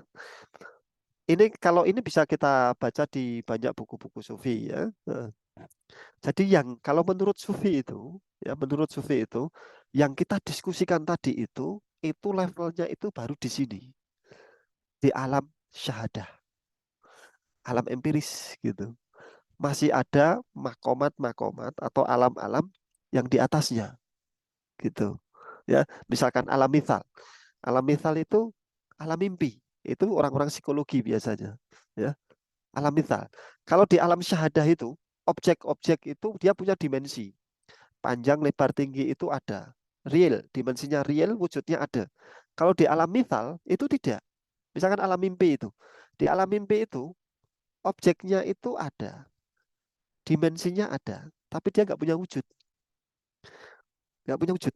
Gitu. Misalkan di alam mimpi kita makan roti. Roti yang paling enak gitu. Ya. Rasanya itu bisa kita rasakan. Ketika kita melihat roti itu, ya betul-betul dia punya dimensi, 3 dimensi. Bisa kita pegang. Gitu. Tapi wujudnya nggak ada. Ya. Wujudnya nggak ada. Itu alam mithal. Ya. Alam mithal. Itu batas. Batas ya. Alam barzah. Dan seterusnya. Ya. Dan seterusnya. Jadi ini saya ingin menunjukkan bahwa di dalam diskursus tentang alam itu, ini konsep tentang apa itu ruang tadi ya. Ruang itu kan wadah, ya. Ruang itu wadah. Kalau di matematika ruang itu nanti bisa diwujudkan dengan himpunan dengan macam-macam kayak gitu. Nah kalau di sufi ruang yang diskusikan itu sesungguhnya baru di sini di alam syahadah itu. Kalau di Kola ya itu juga punya konsep alam gitu ya. Konsep ini kalau di apa itu di Jawa itu diadopsi nanti di Wirid Hidayat Jati. Wirid Hidayat Jati itu merupakan apa itu dikaji oleh Pak Simuh, almarhum Pak Simuh ya. Beliau apa salah satu tokoh Muhammadiyah saat itu ya. Beliau kemudian nanti menjadi rektor IAIN ya. Anda bisa cari nanti buku disertasi beliau tentang Wirid Hidayat Jati itu. Nah, nanti dielaborasi oleh Ronggo Warsito. Nah, itu disertasinya Pak Simuh yang nanti kemudian menjadi apa itu setelah lulus itu beberapa waktu kemudian beliau menjadi rektor IAIN Sunan Kalijogo. Gitu. Kalau di Jawa ini ya ada alam garis, alam luma, alam jirim, ada alam kejaten, ada alam pramono gitu ya. Nah, kalau yang di sains itu tadi kan kita baru mengenal ini ya. Dimensi 1, dimensi 2, dimensi 3, terus kemudian perkembangan berikutnya adalah dimensi ruang dan waktu itu melekat ya. Tidak lagi terpisah. Kalau yang di sini ini ruang dan waktu terpisah gitu. Terus kemudian kalau yang di sini ini hanya hidup di dalam model matematika. Sampai saat ini para fisikawan atau para ilmuwan itu belum berhasil melakukan verifikasi tentang itu. Dan kita juga susah untuk membayangkan. Jadi kalau kita kembali ke sini, nah, kita masih bisa membayangkan ini ya, bahwa ruang 3 dimensi itu, X itu tegak lurus dengan Y, terus kemudian juga sekaligus tegak lurus dengan Z. Jadi masing-masing sumbu ini saling tegak lurus. Nah, kalau misalkan 4 gitu, maka ada satu sumbu yang semuanya itu saling tegak lurus. Kalau ada 5, ada dimensi kelima, maka kita bisa bayangkan 5 garis gitu. Akal kita susah untuk membayangkan atau mengimajinasikan itu. Apalagi kalau dimensi n gitu. Bagaimana kita membayangkan gitu? Akal kita nggak bisa gitu. Tetapi model matematika itu menyatakan bahwa itu ada gitu ya. Tapi kalau nyatanya di alam itu belum terverifikasi. Nah, karena itulah kita kembali ke tadi bahwa karena peristiwa Isra Mi'raj itu adalah peristiwa ya. Jadi dia levelnya adalah level indera, pengalaman ya. Maka cara untuk membuktikannya adalah dengan bahwa apa? Orang-orang Quraisy bertanya ya. Orang-orang Quraisy bertanya. Kalau di salah satu kisah itu yang sangat terkenal itu kan Abu Bakar itu mendapatkan sebutan As-Siddiq itu karena membenarkan peristiwa Isra Mi'raj itu. Jadi orang-orang Quraisy datang kepada Abu Bakar gitu. Mungkin kalau dalam bahasa kita itulah. Itu lo lihat temenmu gitu. Dia cerita melakukan perjalanan dari Masjidil Haram ke Masjidil Aqsa, terus kemudian naik ke langit, nggak ada dalam waktu 1 malam gitu. Ya. Abu Bakar kan merespon bahwa kalau memang Muhammad cerita kayak gitu, maka saya percaya. Itu epistemologis. Epistemologis. Kenapa? Karena Abu Bakar menganggap bahwa sumber yang terpercaya itu selalu akan mengemukakan pernyataan-pernyataan yang terpercaya. Itu epistemologi, prinsip epistemologi. Kalau sekarang, ketika nanti Anda menyusun skripsi, menyusun paper kayak gitu, maka ini harus merujuk kepada artikel yang apa itu otoritatif, kayak gitu. Itu pernyataan itu epistemologis itu, ya. Maka pernyataan Abu Bakar itu pernyataan epistemologis. Jadi beliau berpikirnya itu sudah melampaui zamannya, gitu. Kalau itu pernyataannya Muhammad gitu, wah, aku percaya gitu. Wah, aku percaya gitu. Itu kan kalau sekarang dalam bahasa kita ya orang-orang Quraisy akhirnya kan apa itu bengong gitu ya. Kok malah jebule koyo gini gitu kan. Nah, karena itulah terus kemudian orang-orang Quraisy itu ingin membuktikan itu. Maka caranya apa? Dengan menanyai pengalaman. Dengan menanyai pengalaman gitu. Maka Nabi diminta untuk cerita tentang Baitul Maqdis dan seterusnya seperti itu. Terus kemudian beberapa waktu kemudian juga ada saudagar gitu ya yang datang kayak gitu diminta untuk cerita juga. Ternyata semuanya itu klop ya, istilahnya dalam epistemologi itu berkorespondensi ya, berkorespondensi. Nah, mengapa Nabi itu bisa melakukan perjalanan lintas dimensi itu, betapa mudahnya kayak gitu. Nah, itu bisa kita pahami, kalau menurut saya itu bisa kita pahami dengan mudah melalui apa itu teorinya para sufi ya, teorinya para sufi. Jadi kalau menurut hadis ini ya, menurut Allah aku sudah menjadi penutup para nabi ketika Adam masih dalam bentuk tanah liat. Nah, ini yang nanti salah satunya itu kan terus kemudian di teorinya para sufi itu dikenal adanya Nur Muhammad dan seterusnya seperti itu ya. Itu teori. Teori para sufi untuk menjelaskan proses penciptaan ya. Kalau dalam saya lebih suka menyebut itu adalah teori para sufi ketika menjelaskan proses penciptaan gitu. Kalau selama ini yang kita pegang itu kan teorinya para apa itu mutakalim ya, para mutakalim atau para filosof atau teorinya saintis dalam proses penciptaan gitu. Para sufi itu juga punya teori gitu untuk menjelaskan proses penciptaan gitu. Nah, di dalam konsep sufi itu nabi itu adalah penyangga jagat raya ya. Nah, konsep itu terus kemudian kalau di Nusantara atau di Jawa itu diadopsi nabi sebagai penyangga jagat raya itu ya. Jadi makhluk yang pertama ada itu adalah Nur Muhammad ya. Dalam apa itu dalam riwayat yang lain disebut sebagai apa itu pena atau kolam kayak gitu ya. Ini sebagai penyangga umpak ya. Ini batu, batu sebagai istilah Jawanya adalah umpak. Ini penyangga tiang. Jadi kalau bangunan joglo limasan itu yang lama itu biasanya ada batunya ini. Nah, ini ornamen ini kalau dibaca ini adalah Muhammad. Ya. Jadi sejak era Mataraman, ya, era Mataraman itu konsep bahwa Nabi sebagai penyangga jagat itu sudah diimplementasikan dalam itu. Karena itulah bahwa dalam sufi itu ya, dalam sufi itu bahwa karena Nabi itu penyangga jagat ya, penyangga jagat, maka mudah untuk melakukan perjalanan lintas dimensi. Ya, beliau menyangga jagat kok gitu. Nah ini di masjid gede ya, di masjid gede. Ini kalau dibaca itu tulisannya Muhammad. Jadi ini dicerminkan. Jadi kalau ini kita tarik garis itu, nah, ini Muhammad ya. Jadi ini cerminan dari yang di sini. Jadi ini disigar ya, dicerminkan. Ini juga gitu. Maka ornamen Padma ini ya, ornamen bunga ini yang terletak di umpak itu seolah-olah sebagai manifestasi dari konsep bahwa Kanjeng Nabi itu sebagai penyangga jagat gitu. Ini di Keraton Jogja ya. Ini ketika perayaan Maulid Nabi Sekaten ya, ada jajanan semacam ini. Ini telur. Istilahnya dikenal sebagai telur Songgo Buwono. Hanya muncul ketika perayaan Sekaten Maulid Nabi. Nabi sebagai penyangga jagat gitu. Ya. Nah, kalau ini dikeris gitu. Ini gonjo. Jadi gonjo ini sebenarnya asalnya dari titik di sini. Jadi besi bagian yang di sini ini jadi pucuan, kemudian diletakkan di daerah bongkotan. Itu sebagai penyangga, ya, konsep penyangga.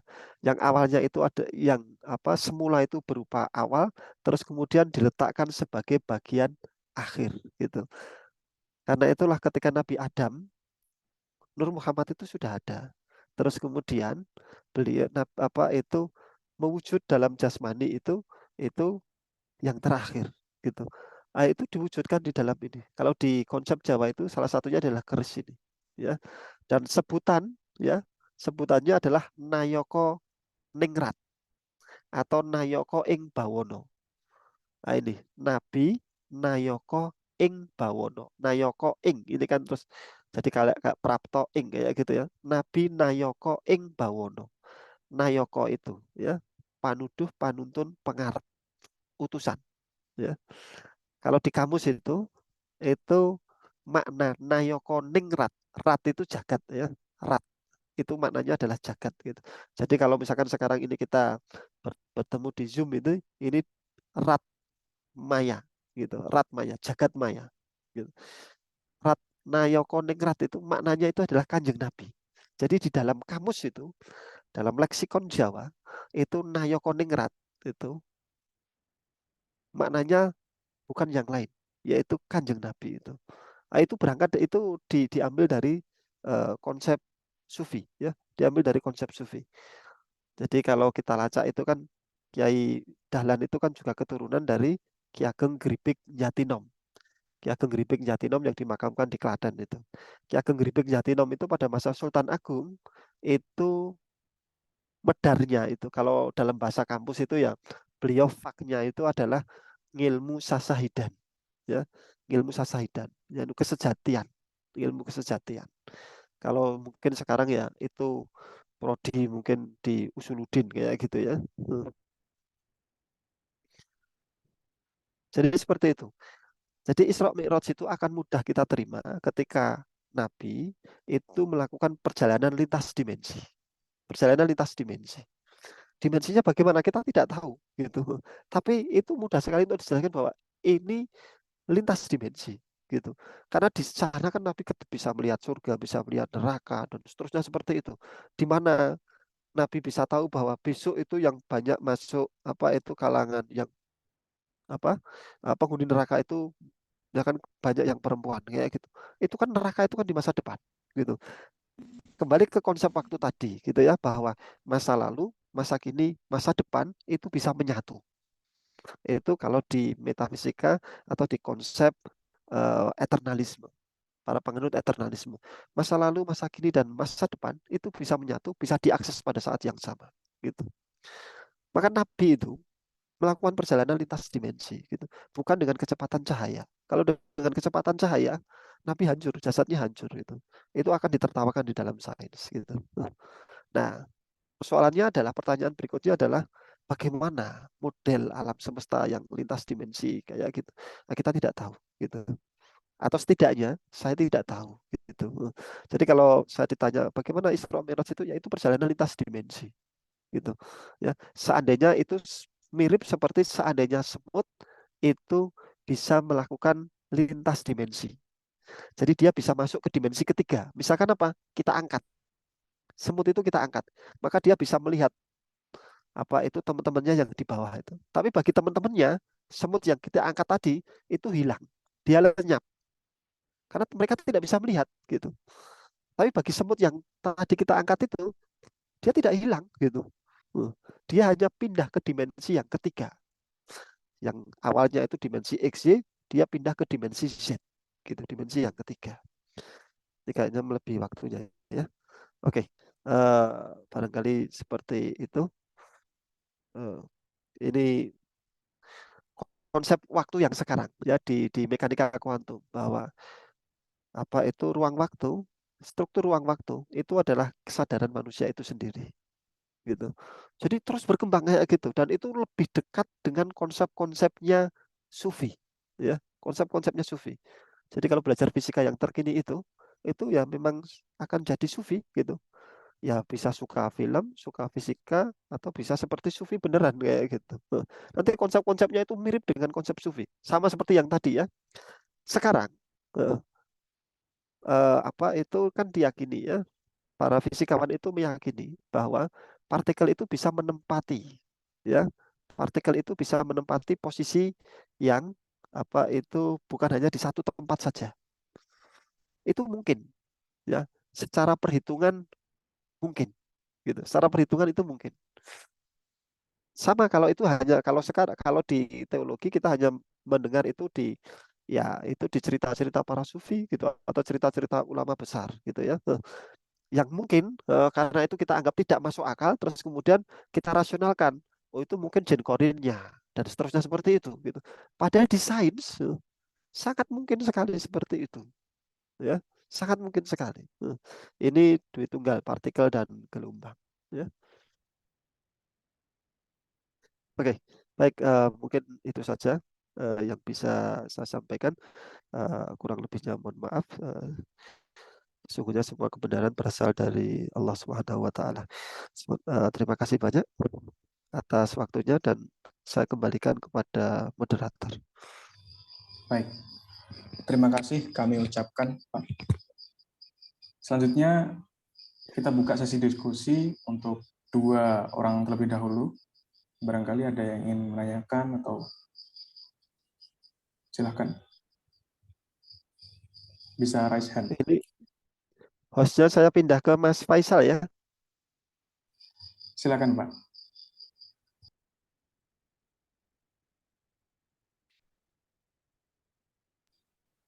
Baik, ada yang Mbak 2. Baik, silakan.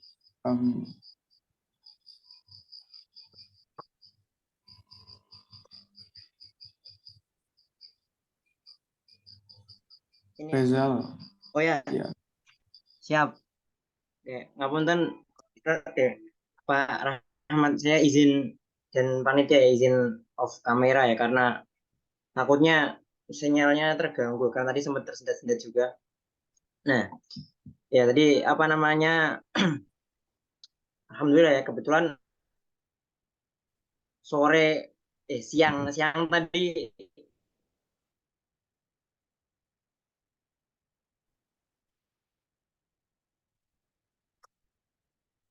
saya sempat diskusi juga Pak Rahmat sama mas-mas fisika UI ini angkat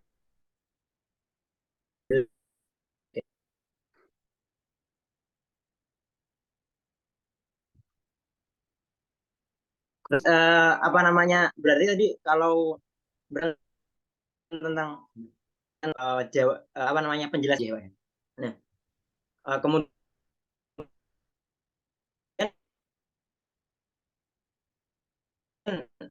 sebenarnya saya ada 2 meskipun perjalanan dengan dimensi mahasiswa saintek itu karena belum bisa saya pahami gitu, kadang itu juga nggak masuk akal juga gitu. Tapi pertanyaan saya seperti ini. Jadi kenapa ya Pak? Maksudnya kenapa Allah Subhanahu Wa Taala itu, Gusti Allah itu apa namanya mem- mem- membuat peristiwa serumit ini gitu untuk untuk satu ibadah, kan itu tempat apa turunnya perintah sholat ya kalau nggak salah itu ya. Nah itu kenapa Allah itu menurunkan perintah sholat itu dengan proses yang serumit ini bagi pengetahuan kita gitu. Nah, kemudian pertanyaan yang kedua, sebagai mahasiswa saintek ya, saya saintek, itu bagaimana sebenarnya menyikapi hal-hal yang sebenarnya di luar di luar nalar atau tidak masuk akal, atau bahasa saya mungkin lebih suka pakai kata belum masuk akal ya, seperti ya Isra Mi'raj ini, kemudian pembelahan bulan, kemudian pembakaran Nabi Ibrahim dan lain-lain tuh, kita tuh sebagai mahasiswa saintek yang sangat empiris gitu ya, itu bagaimana harus menyikapinya seperti itu. Nah, itu mungkin dua pertanyaan dari saya, Pak Ahmad. Terima kasih. Terima kasih, Mas. Ditampung selanjutnya.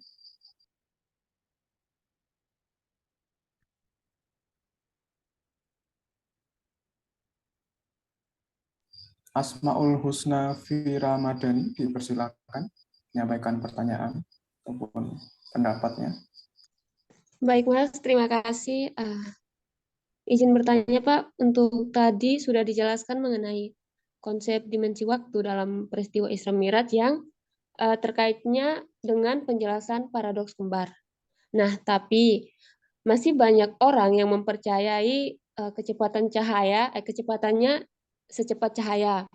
Nah, menurut banyak orang ini tidak rasional. Apakah sains dan Islam sedang atau sudah mengembangkan mengenai hal ini, atau sudah pasti ini terkait dengan paradoks kembar tersendiri? Baik, itu saja. Terima kasih.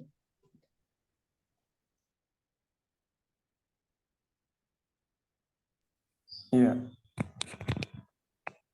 Silakan Pak, kalau mau dijawab satu persatu terlebih dahulu. Oh ya, nanti kalau saya tolong diingatkan lagi pertanyaannya ya. Baik, baik. Ya, baik. Saya jawab ya dari yang terakhir ya, tentang paradoksi kembar itu. Jadi konsep apa itu Isra Mi'raj itu tidak bisa dipahami dengan paradoksi kembar gitu ya. Karena paradoksi kembar itu kan konsep waktu apa itu ada dua objek atau yang diceritakan itu kan dua orang gitu ya, dua orang kembar gitu kan, dua orang kembar. Jadi, itu hanya untuk menceritakan bahwa objek ini memiliki dimensi waktu yang sama gitu kan, atau memiliki ukuran waktu yang sama. Terus kemudian itu awalnya dari percobaan khayalan. Kalau dalam bahasa kita itu ya apa itu yang ngalamun lah gitu lah. Dalam bahasa gaul nongkrong itu ya hasil ngalamun gitu ya. Hasil ngalamun gitu. Dan kan eksperimen gitu. Tapi terus kemudian dibuat makalah, terus kemudian akhirnya diuji coba, dieksperimenkan itu. Pakai apa? Pakai jam. Pakai arloji, tapi arlojinya bukan arloji dengan HP atau dengan arloji dengan apa itu handmade kayak gitu ya. Arlojinya adalah arloji pada level atomik. Karena nanti perbedaannya selisihnya sangat sedikit sekali, tetapi bahwa ada perbedaan gitu loh. Ya, memang ada perbedaan gitu. Memang ada perbedaan. Jadi ketika satu objek itu bergerak dengan kecepatan cahaya, nanti ternyata usianya menjadi berbeda dengan objek yang hanya diam saja. Jadi kalau ada mahasiswa itu yang dia jauh lebih aktif dibandingkan dengan teman-temannya yang hanya diam saja, nanti berbeda juga itu, gitu loh. Jadi paradoksi kembar tidak bisa kita gunakan untuk menjelaskan apa itu Isra Mi'raj itu, ya. Cuma konsep bahwa apa itu di dalam paradoksi kembar itu waktu itu melekat kepada objek yang bergerak itu. Jadi generalnya ya makna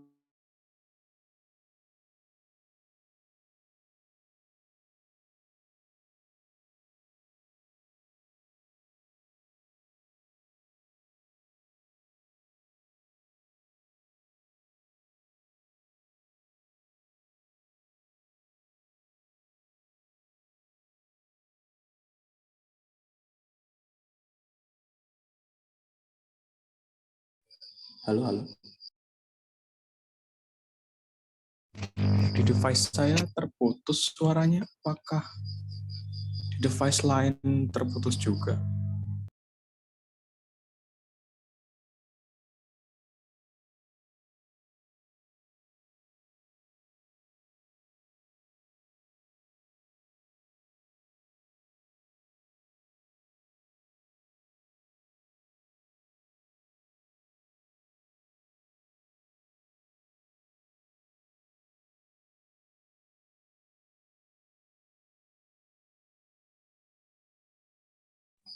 Minta tolong panitia untuk melobi beliau, barangkali bisa bergabung kembali.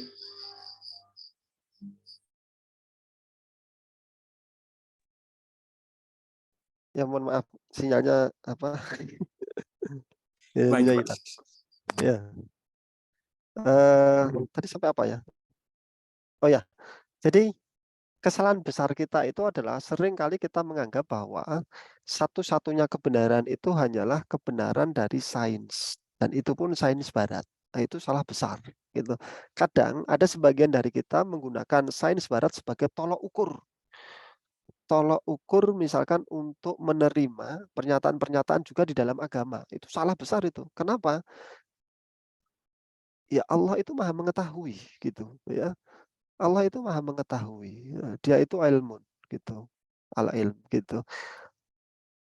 Lah kalau kita hanya memagari bahwa satu-satunya kebenaran dari sains barat gitu, itu sama saja kita itu dengan dalam tanda kutip ya, sama saja kita itu dengan mengerdilkan asma dia, bahwa dia maha mengetahui gitu. Nah ini nanti kita kenal kalau di dalam filsafat ilmu itu paradigma. Jadi ada banyak sekali konsep-konsep yang sebenarnya perlu kita buka ulang untuk memahami. Misalkan Isra Mi'raj ini gitu, terkait dengan dimensi waktu tadi gitu. Terus kemudian untuk yang apa dari Mas Rizal tadi itu bagaimana kita sebagai mahasiswa sains itu memahami itu.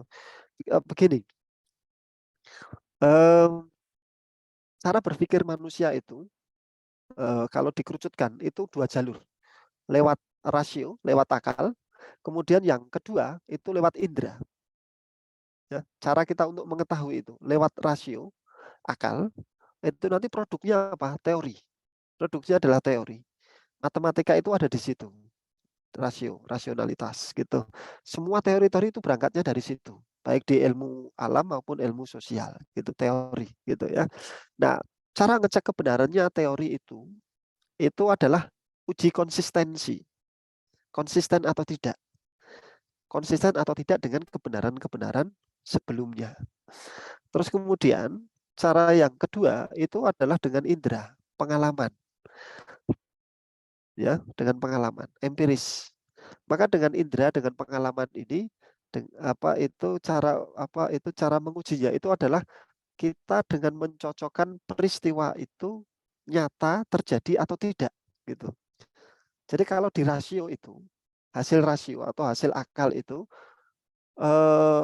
labelnya itu adalah nanti masuk akal atau tidak masuk akal.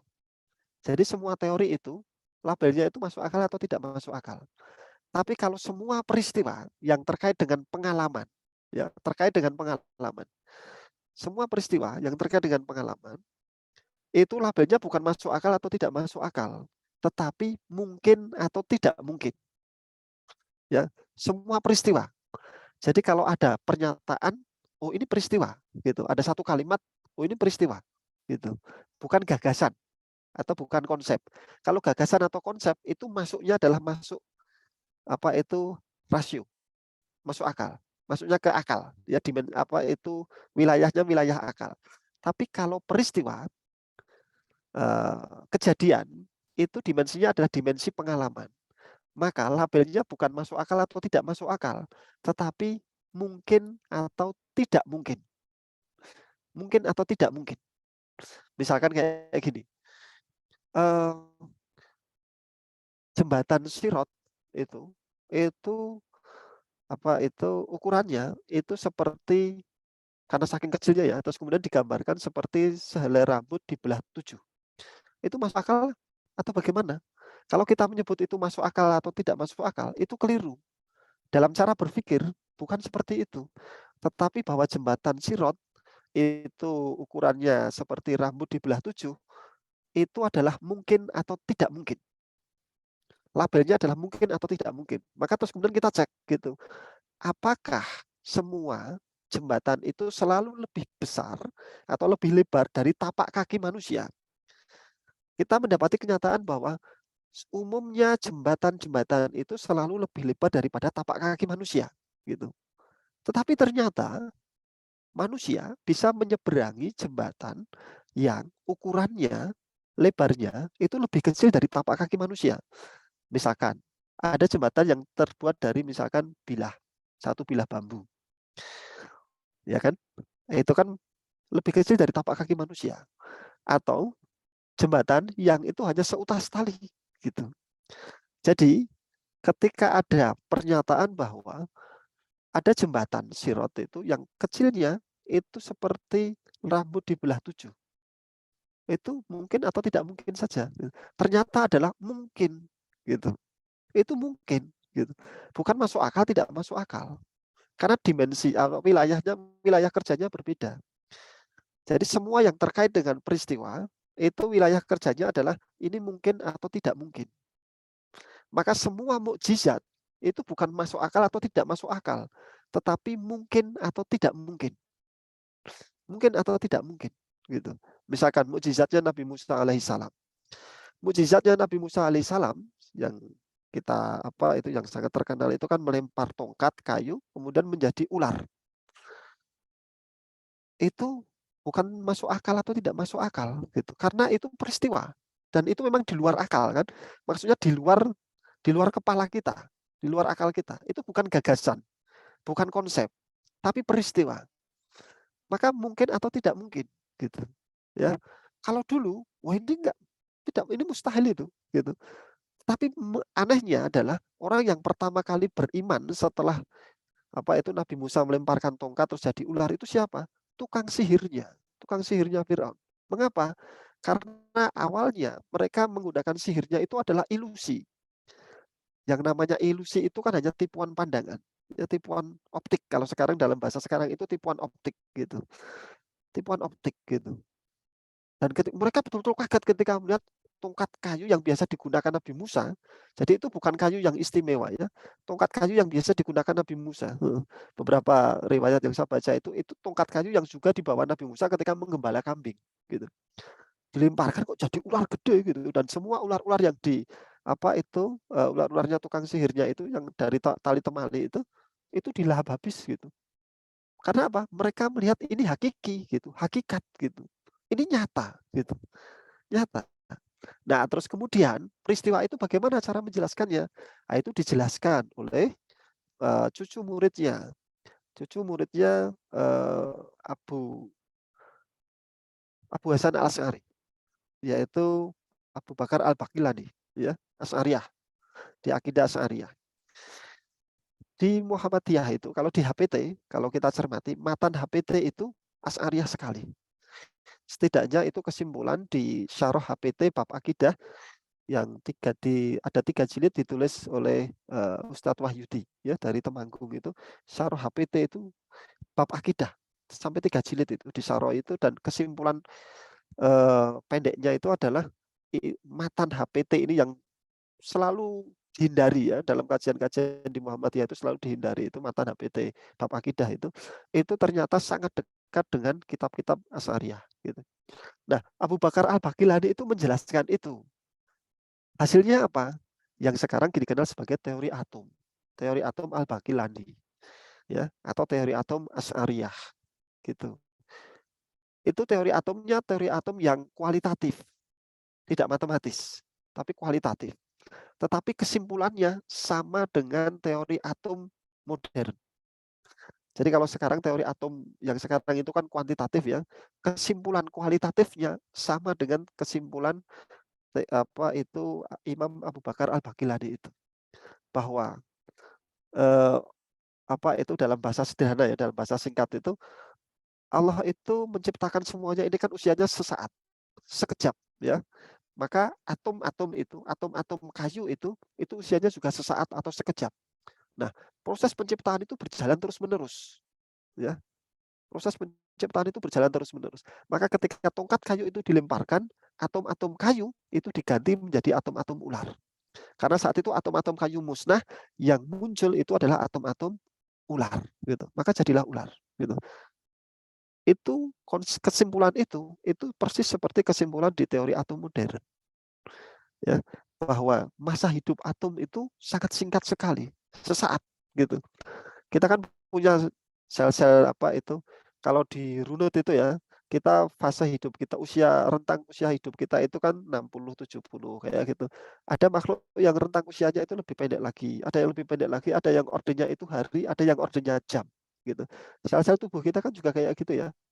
Sel-sel kulit kita kayak gitu kan, karena itulah selalu terjadi permajaan, ya. Musnah gitu ya. Jadi ada musnah kayak gitu, tapi itu terjadi dalam tempo yang sangat-sangat singkat sekali.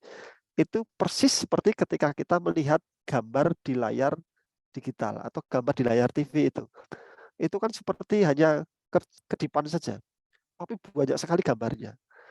Karena mata kita tidak bisa menangkap apa itu hakikat aslinya, kita menangkapnya seperti seolah-olah bergerak gitu. Nah, alam itu dulu ya, kita bisa bayangkan ya, pada abad pertengahan itu Imam Abu Bakar Al-Baqillani itu sudah membuat kesimpulan yang semacam itu. Jadi kesimpulan itu diturunkan dari banyak sekali ayat yang bercerita tentang penciptaan-penciptaan, terus kemudian digunakan untuk menjelaskan fenomena mukjizat itu. Maka saat itu mukjizat itu bisa terjelaskan di hadapan pemikiran kaum Mu'tazilah yang menganggap bahwa mukjizat itu dianggap mustahil gitu, atau tidak ada mukjizat gitu. Jadi kayak gitu. Kalau saya kayak gitu, ya harus dilihat itu jalurnya. Ini jalur rasional. Kalau jalur rasional itu pasti konsep gagasan. Kalau ini jalur empirisme, ini pasti peristiwa. Nah, semua mukjizat itu adalah kebanyakan adalah peristiwa atau kejadian, ya, kecuali mukjizat di kitab suci ya. Kalau kitab suci itu kan itu banyak sekali gagasan-gagasan, ya. Maka cara ngeceknya cek konsistensi, ya, cek konsistensi gitu. Karena itulah kan salah satu tantangan di Quran itu adalah kalau kamu sanggup temukan kesalahan di sini. Itu maksudnya apa? Cek konsistensi gitu, ya. Dicek konsistensinya gitu. Itu tantangan gitu. Dan itu epistemologis, tantangan yang epistemologis. Gitu. Kalau kamu memang sanggup untuk apa itu atau menganggap bahwa Quran ini itu bukan wahyu dari Tuhan, silahkan cari kesalahannya gitu. Karena memang gagasan atau konsep itu cara ngujinya adalah dengan mengecek konsistensinya. Seperti itu. Terus tadi apa ya yang Mas Rizal yang sebelumnya itu?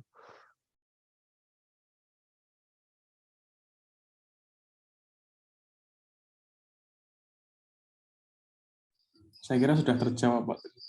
Sudah ya? Oh ya. Ya, mungkin setidaknya begitu yang bisa saya jawab gitu, Mas. Baik, terima kasih. Selanjutnya mungkin adalah sesi dokumentasi kepada panitia dan yang bertugas. Kami persilahkan dan peserta dimohon untuk mengaktifkan kameranya.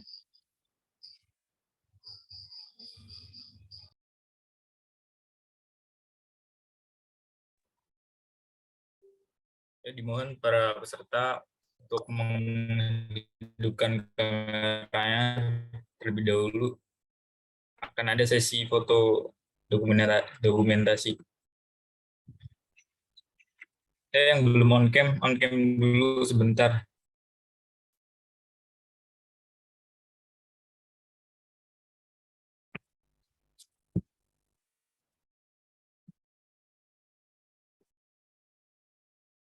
Oke. 1, 2, 3.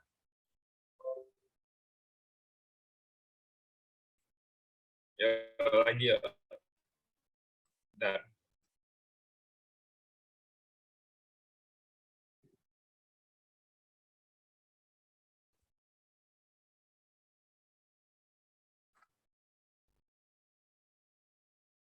Ulang. Sekali lagi.